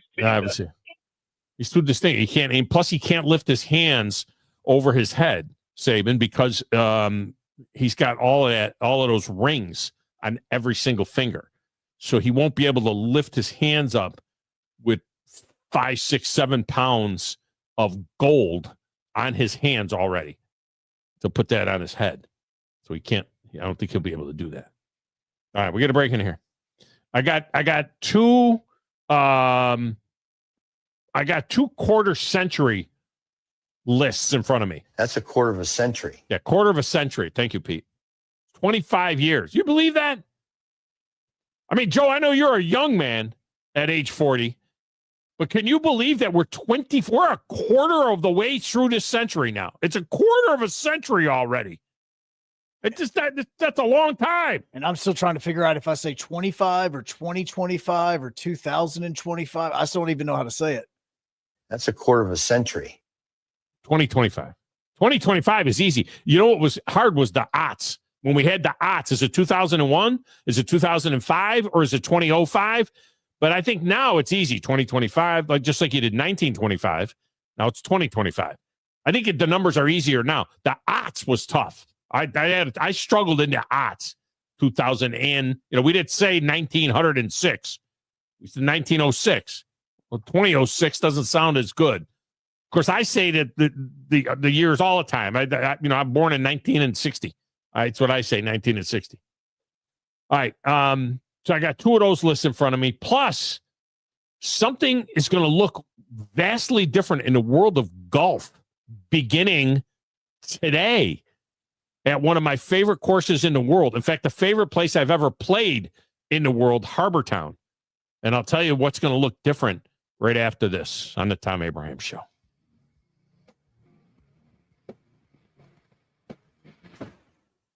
You're listening to the Thom Abraham Show with Joe Hunk on 97.7 ESPN The Zone.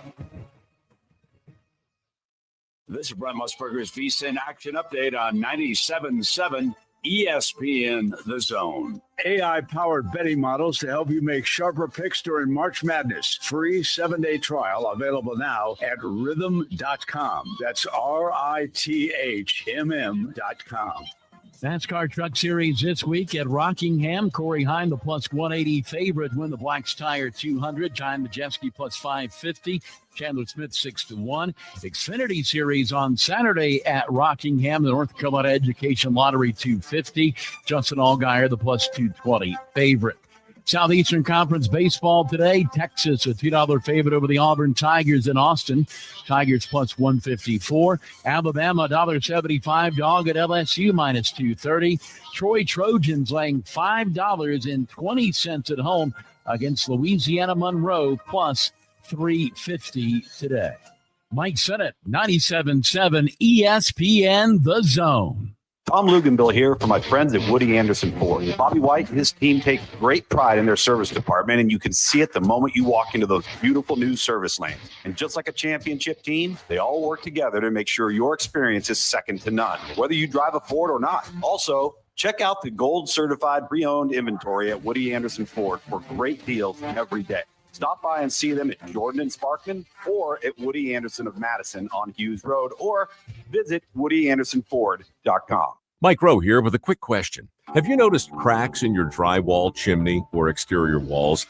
I hope not, because if you have, they could be indications that you've got a much bigger problem with your foundation. That's where AFS comes in, a groundworks company. They can honestly assess your situation and create a plan to stabilize your foundation. Schedule your free inspection at afsrepair.com/row. And while you're there, check out my latest dirty job. It's a good one. Licensed in all states where work is performed. See website for details. The company is Eagle Masonry and Insulation, but did you know they're also Eagle Landscaping and Dirt Work? Eagle can take care of all your landscaping needs, including irrigation, sod work, and planting, both plants and trees. On the dirt work side, Eagle can grade and build your pads, haul dirt in or out, and even do erosion control. Philip Love and his team can do it all for you. The website is the same, insulatewitheagle.com, as is the phone number, 256-755-1556. Give them a call and see what Eagle can do for you. Eagle saves you time. Eagle saves you money. I'm here with Thomas from Talent Heating and Air. With the temperatures going up and temperatures going down right now is a good time to get your heating and air system looked at. Thomas, when somebody calls, you guys answer. That's right. The phones are staffed by us. They're manned 24/7. We're ready to come out and take care of you that day. How do they give you guys a call? You give us a call at 256-503-4490. And you can find you guys on the World Wide Web at talenthvac.com. And now is a good time to do this because you guys are offering a special deal. That's right. We're doing $49 tune-ups this spring. We're also doing free second opinions. We offer that year-round. Somebody comes out, they say you got a bad compressor, leaking refrigerant. Give us a call, see if we can save you some money. Thomas from Talent Heating and Air. Thomas, one more time, that phone number. 256-503-4490. AL certain number 21014. Are you tired of chasing a roofing contractor to show up on time or even show up at all? I'm Sam Fleming with Fleming Roofing and Restoration. Our motto at Fleming Roofing is we show up. Our goal at Fleming Roofing is to provide the reliable customer service that you deserve, and we have the resources to meet all of your roofing needs, residential, commercial, industrial, replacement, or repairs. We are manufacturer certified for roof coatings, single ply membranes, and asphalt shingles. Whenever you need a roofing professional you can count on, call Fleming Roofing and Restoration.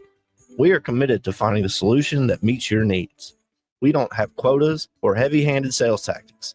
Fleming Roofing, we have expert experience. We show up.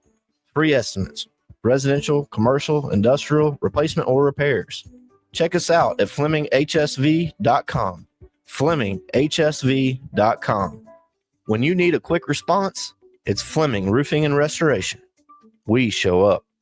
From the Fox 54 Weather Center, I'm Chief Meteorologist Jordan Dressman. Going to be a fantastic Thursday afternoon, mostly to partly sunny sky today. Temperatures climbing into the mid and upper 70s, only dropping into the mid 50s as we head into the overnight early into your Friday morning. A partly sunny sky for your Friday afternoon. Temperatures climbing consistently into the upper 70s and lower 80s. Going to be another fantastic afternoon, dropping into the lower 60s. A mostly cloudy or an overcast sky as we head into your Saturday afternoon. Still not talking about any rain. Temperatures climbing consistently into the lower 80s. I'm Chief Meteorologist Jordan Dressman on your home for ESPN Radio, 97.7 ESPN, The Zone. It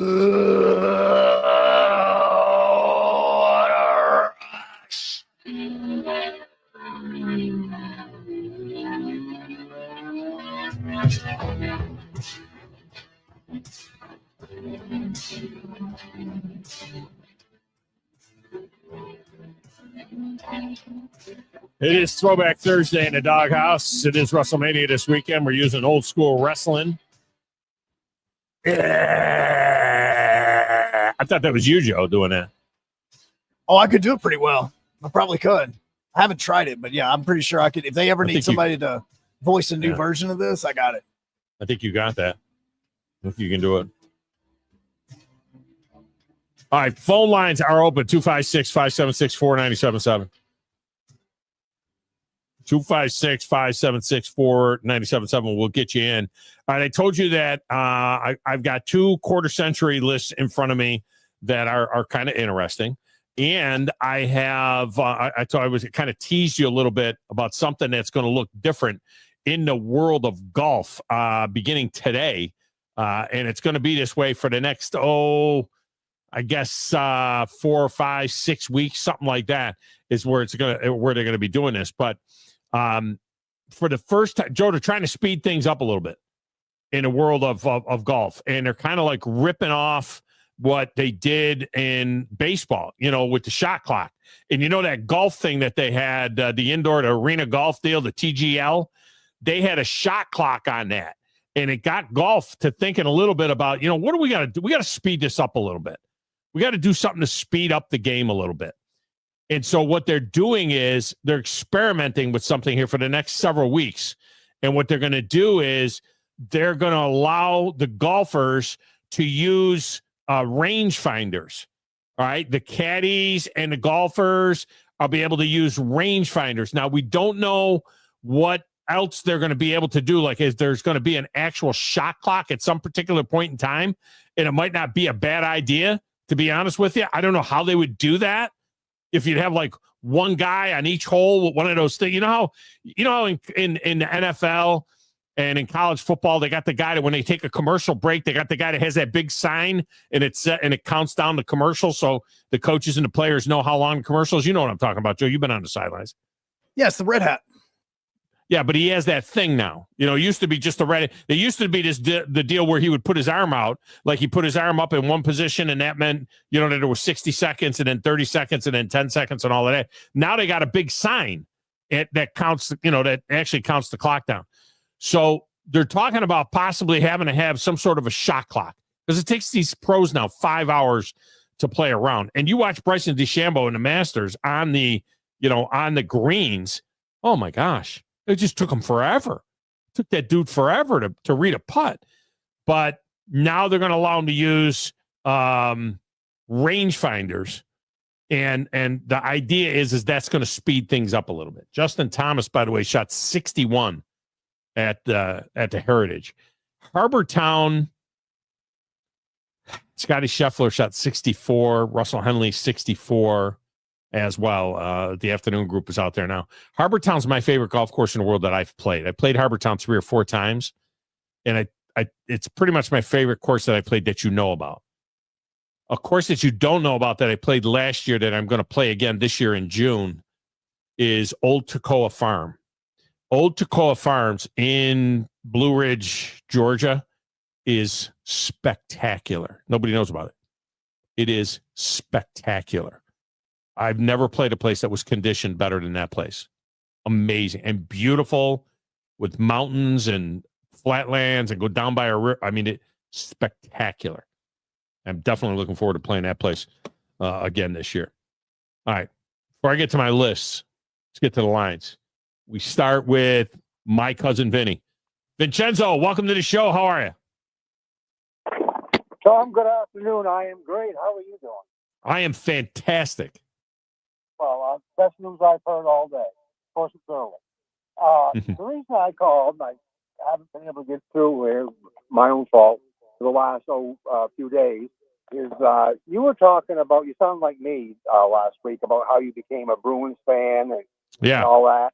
Okay, did I hear you mention the Minnesota North Stars goaltender, Cesar Maniago? Cesar Maniago. That's right, baby. When I was a kid, because he was the first hockey card that I had. I used to collect the baseball cards of football, hockey. Sure. We collected hockey cards. Cesar Maniago of the Minnesota North Stars. What was the last time you heard that name? It's been 50 years. Yeah, 50 years. The lanky Cesar. He was on a team with a young kid from Fredericton, New Brunswick. His name was Danny Grant. I don't know if you remember Danny Grant or not, but he was a 30-goal scorer. Won the Rookie of the Year. His rookie year with Minnesota. Anyway, he lived in He was from Fredericton, New Brunswick, which is about 4 hours from me. So I went to Danny Grant Hockey School one summer, and I got there and I checked in, and he looked at my skates and said, "Son, give me those skates." So I said, "Okay." I gave him the skates. He went to the Coke machine, pulled out a bottle of Coke, and opened the Coke bottle with my skates. He said, "That's what those are good for." He said, "Try these," and he goes off the shelf and gives me a pair of CCM Super Tack. Wow. And Tom, I was off to the races, baby. The races. And then at the end, I was returning the skates. He said, "You keep them."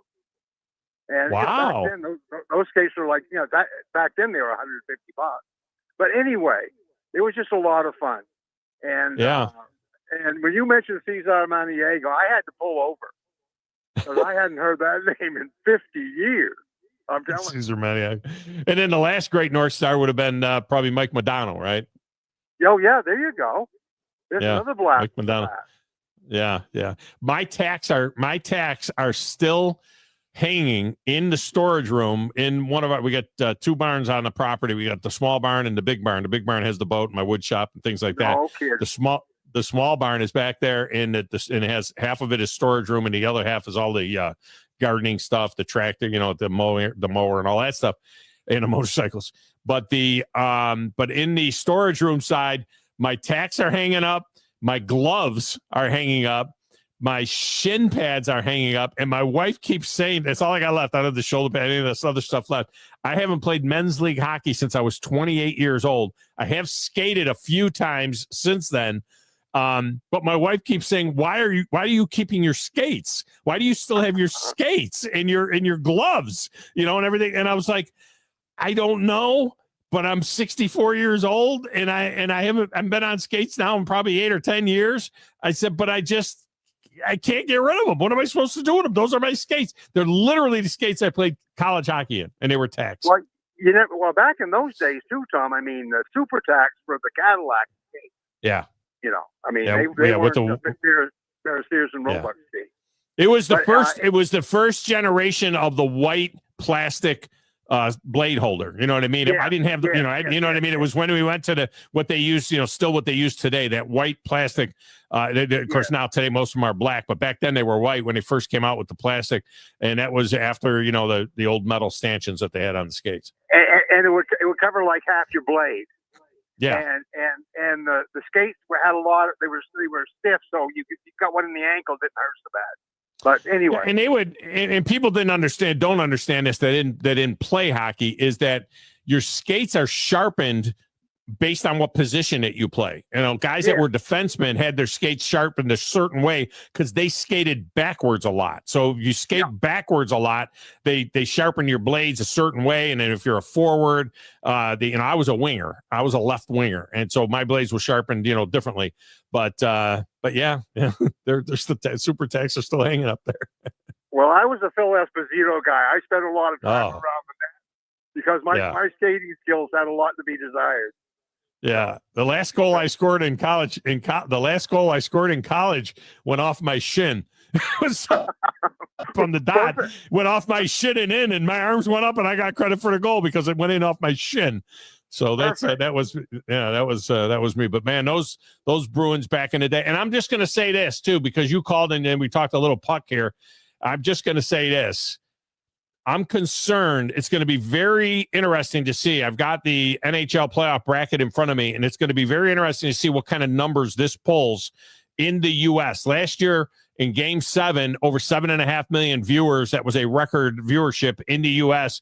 for Game 7 of the Stanley Cup last year. But when I look at this deal here, we have got a record number. I mean, we got 5 Canadian teams in, and those Canadian numbers are not included in the rating. So it's going to be huge in Canada. We haven't had 5 teams in Canada in more than a quarter of a century. And here's the bigger thing. No original 6 U.S. teams. And people say, well, what does that matter? Well, of course, Toronto and Montreal are in there, but there's no Chicago, no Detroit, no Boston, and no Rangers. And let me tell you, losing Chicago, Detroit, Boston, and New York, all due respect to the New Jersey Devils, that's not New York. And the Islanders aren't in there either. You lose New York, you lose Chicago, you lose Detroit, and you lose Boston. I am very concerned about the ratings. Yeah, those are big hockey markets. Big market. And if I was advertisers, I'd be concerned about it too. Yeah, exactly. But anyway. All right. Well, look, I'll let you go. Thanks for taking the time. I appreciate it. All right, man. Thanks. Crawdad is up next. Crawdad, welcome to the show. How are you? Tom, I'm doing great. And I heard you earlier talking about Lee Corso, and I got to give you my Lee Corso story because it's a good one. Right after 9/11, Game Day decided to go to West Point to do a game on the plane.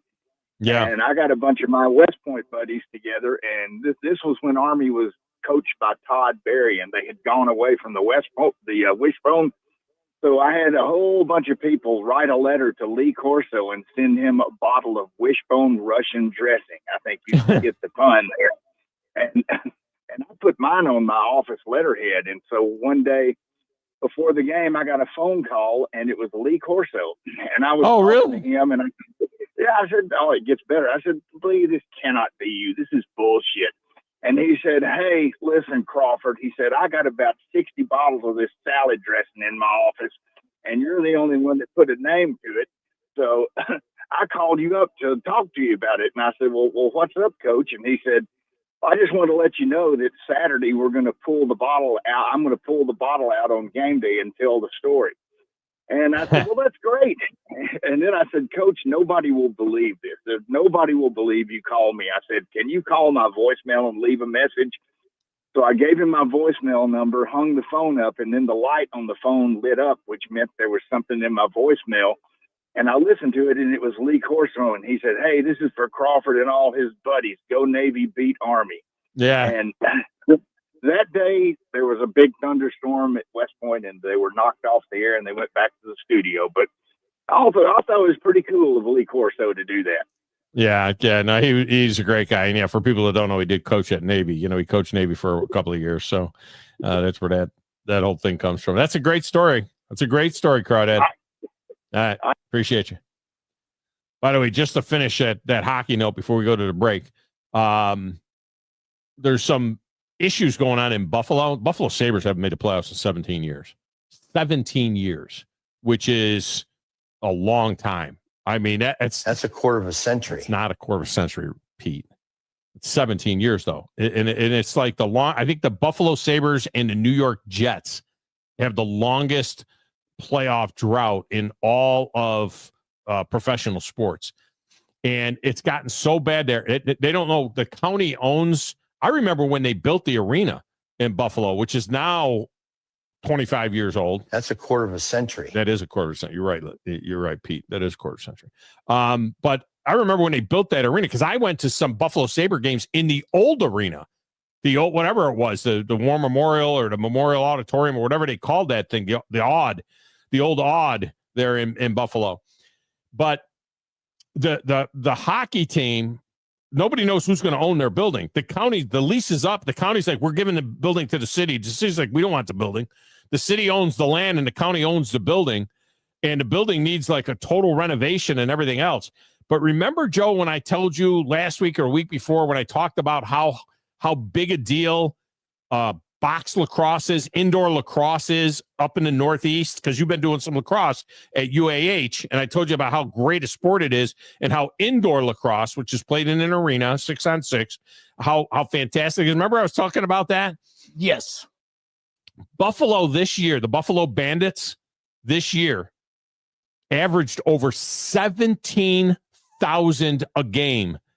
They sold out 4 games this season. In their 9 games, they had 166,000 people for their 9 home regular season games. They play an 18-game season, and they outdrew the Buffalo Sabres.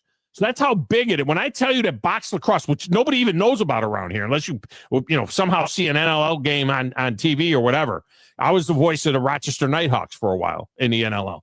But if you had never seen a game and didn't know it exists, you wouldn't know that this happens. But in Buffalo, they averaged over 17,000 a game. They used to do that for the Philadelphia Wings, too. I don't know if they do anymore, but Philadelphia has a rabid fan base as well. So more people go to a Buffalo Bandit game than go to a Buffalo Sabre game in Western New York. That just gives you an idea. All right, when we come back, Joe will tell us whether he wants do you want the 25, the ranking of the 25 first round draft picks that the Tennessee Titans have made, because this is their 26th draft since they come to Nashville. So in 25, the ranking of the 25 Titans picks, or do you want the ranking of the best college football game in the SEC in the first 25 years of the century?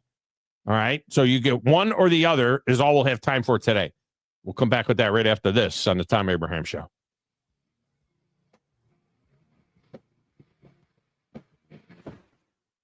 You're listening to the Thom Abraham Show with Joe Hunk on 97.7 ESPN The Zone. The state's largest orthopedic group is growing to meet the needs of the patients in our community. The Orthopedic Center has long been the most trusted name in orthopedics in North Alabama. So as our area continues on the fast track, so does the need for premier orthopedic care anywhere and anytime you need it. TOC is proud to announce the opening of our new locations in Albertville and Hampton Cove, along with the grand opening of our newest office in Decatur. These clinics will offer the same high-quality orthopedic care you have come to associate with TOC, with the convenience of being closer to home. As a patient, your time is your most precious asset, and we recognize that at TOC. That's why we are also proud to announce the opening of our urgent ortho clinics to handle those bumps and bruises that need prompt attention. These clinics are available to care for acute orthopedic injuries with no appointment necessary. With 38 physicians, 20 centers of excellence, and now more than a dozen locations to serve you, TOC will continue to be the name you turn to for the best orthopedic care at the right time. Visit our website at visittoc.com for more information. TOC, helping you live a better life. By now, you know about Eagle Masonry and Insulation, and maybe you know that Eagle also does landscaping and dirt work. But how about after paint work? Shower doors, shelving, and mirrors, all taken care of by Eagle, the same Eagle that takes care of all your masonry, insulation, and landscaping needs. Eagle brings the same level of expertise to all these disciplines, and they're ready to provide you with a free quote. The website is the same, insulatewitheagle.com, as is the phone number, 256-755-1556. Give them a call and see what Eagle can do for you. Eagle saves you time. Eagle saves you money. Tom Luganville here for my friends at Woody Anderson Ford. Bobby White and his team take great pride in their service department, and you can see it the moment you walk into those beautiful new service lanes. And just like a championship team, they all work together to make sure your experience is second to none, whether you drive a Ford or not. Also, check out the gold certified pre-owned inventory at Woody Anderson Ford for great deals every day. Stop by and see them at Jordan and Sparkman or at Woody Anderson of Madison on Hughes Road, or visit WoodyAndersonFord.com. Carrabba's Italian Grill is the best place to enjoy authentic Italian cuisine, passed down from our founders' family recipes. Featuring a wood-burning grill, you can enjoy Carrabba's signature dishes, including chicken brine, wood-fired grilled steak and chops, and classic Italian pasta dishes. Have a special event? Elevate your catering with Carrabba's Catering, the perfect way to enjoy large party portions of your favorite hand-prepared dishes for any event. Carrabba's Italian Grill at Parkway Place, Huntsville. Hi, this is Wes Neighbors. I'm here with Sam Fleming with Fleming Roofing and Restoration. Sam, tell the folks about Fleming Roofing and Restoration. Hey, Wes. Our company, Fleming Roofing and Restoration, specializes in commercial and residential roofing and repairs. I'm a fifth-generation Huntsvillian, and our family's been doing construction business in Huntsville area since 1965. Sam, what kind of roofs does Fleming Roofing and Restoration do? Our guys are skilled enough. We can come out and address any kind of leaks or issues you might have on your commercial, on your metal roofing, on your shingles. We can do anything, and we can offer you a solution to repair it, or we can replace it. Well, you guys also do insurance restoration. Our staff has 10 plus years of experience as insurance adjusters, and we really do know the inside and out of the claims process at Fleming Roofing and Restoration. Check out Fleming Roofing and Restoration online at FlemingHSV.com, or you can call or text them at 256-651-9440. Hey, Wes, we show up. Mike Rowe here with a quick question. Is your concrete sinking? Whether it's your driveway, sidewalk, or patio, those uneven surfaces are not just ugly, they're dangerous. That's where AFS comes in, a groundworks company.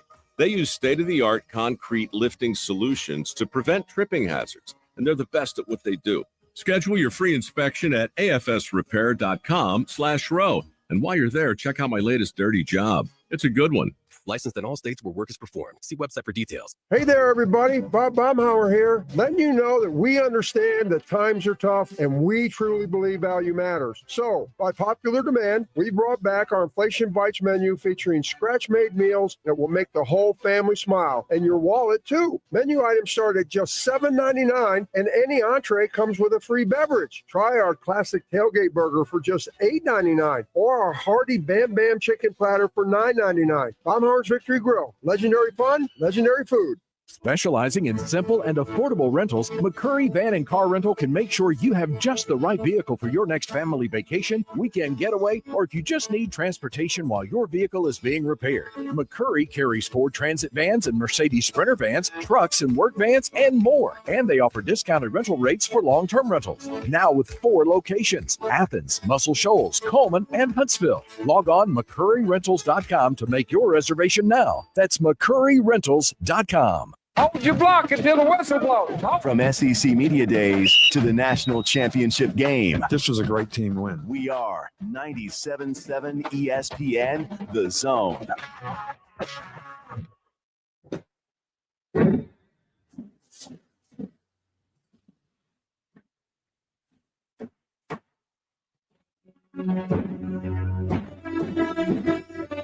It's a capitulation. He capitulated to me. He knew I was waiting for it, and he capitulated to me. I appreciate that, Joe. That's a good job by you. Hi, Joe. I know. Hi, Joe. So the 25, the best game of each of the first 25 years in the SEC, or the 25 first-round draft picks of the Titans ranked in order. What do you want? Being that I know about 95% of that Titans draft pick list, and I don't want to be depressed as the show goes on off the air, let's go ahead and do the football games. All right, so the best game last year, all right, the Oregon 32, Ohio State 31 game on October 12th. Okay, back and forth game, good game there. That was the best game. According to CBS Sports, that's the best game of 2024. 2023, Alabama's 27-24 victory over Auburn. That, of course, is the Gravedigger play, 4th and goal from the 31-yard line. It was just stunning, Joe. I wish I could have been a fly on the wall and just seen your face when that play happened. Just ridiculous play. Yeah, it was. 2022 game of the year, best game. Tennessee's 52-49 win over Alabama. The goalposts are still in the river. Wish I could have been a fly on the wall when that happened too, to see what your reaction was. Oh, I could. Well, I can tell you. 6. I can tell you probably the reaction for both of them. One, my wife forced me to hold my newborn daughter so that I didn't, do anything crazy. That was on the Gravedigger play. And then on the Tennessee one, that was actually during my son's birthday party. And there was me and one other Tennessee fan in the room at the exact same time. And we were basically the only two cheering. This one that shouldn't be on the list. 2021, Oklahoma 55-48 over Texas. They weren't in the SEC yet, Oklahoma and Texas. How is that the best SEC game of 2021? They were not in the SEC that year. 2021 was. Wait a minute, this is the best game. Oh, wait a minute, this is the best games, period. They just happen to be mostly SEC games. I misspoke. These are the best games of the year in college football, because 2020 is Coastal Carolina 22-17 over BYU. That was a weird year. That was the whole COVID thing going on there. 2019, LSU 46-42 over Alabama. It's amazing how many of these, I think 6 of these best games of the century so far involve Alabama getting beat.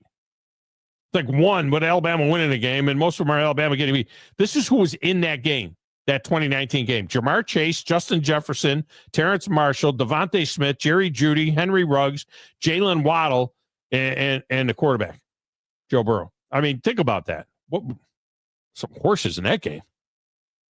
2018 game of the year, Texas A&M 74-72. Remember, they had to change the rules after that. That was the LSU-Texas A&M game when they had how many overtimes? 7 or 8 overtimes in that game. And then they changed the rule. That was when the rule came in that where you got to go for 2 and all that stuff. They don't want any more of that. Let's see what else we got. Games that you care about. Oh, 2015 best game of the year, Michigan State 27-23 over Michigan. How about 2013? Joe, what was the game? What was the best game? This might be the best game of the century so far. 2013, kick six. That's all you got to know. Kick six. I was at the game. Were you at that game, Joe? Yes, I was actually on the in the end zone and that corner that he ran into. I had to stop myself from jumping in the dog pile.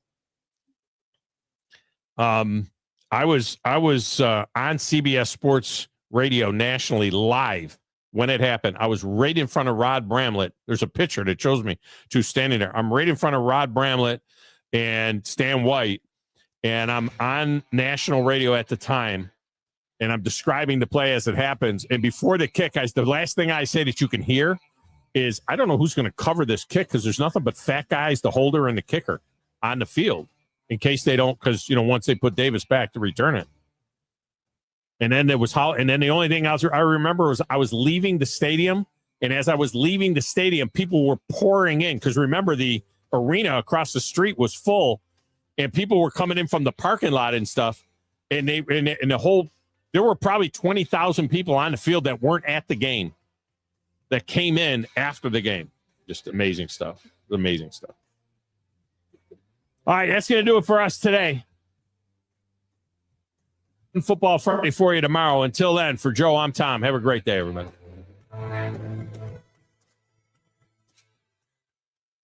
This is Sports Center. I'm Christine Lisi. Legendary analyst Lee Corso will retire from ESPN's College Game Day in August, ending a career with the show that began in 1987. NCAA is changing college football's timeout rule to combat faking injuries starting this fall. If medical personnel enter the field to evaluate an injured player after officials spot the ball for the next play, that player's team will be charged a timeout. If it has no timeouts, the team's assessed a 5-yard delay of game penalty. 1 week before the NFL draft, the Giants holding a private workout with quarterback Shedeur Sanders today. Team also holding private workouts with quarterbacks Jalen Milroe and Tyler Shuck the next few days. The Giants, who own the 3rd overall pick, don't think it's mandatory to draft a quarterback with Russell Wilson, Jameis Winston, and Tommy DeVito on the roster, according to GM Joe Shane.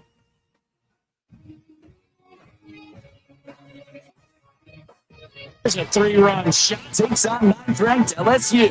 Anderson retires the last 12 to get the complete game. Alabama versus LSU, Saturday, 6 WZZN, Union Grove, Huntsville, Alabama. Your home of the Crimson Tide Sports Network. Attention, may I have the camp's attention? Your home of the college football.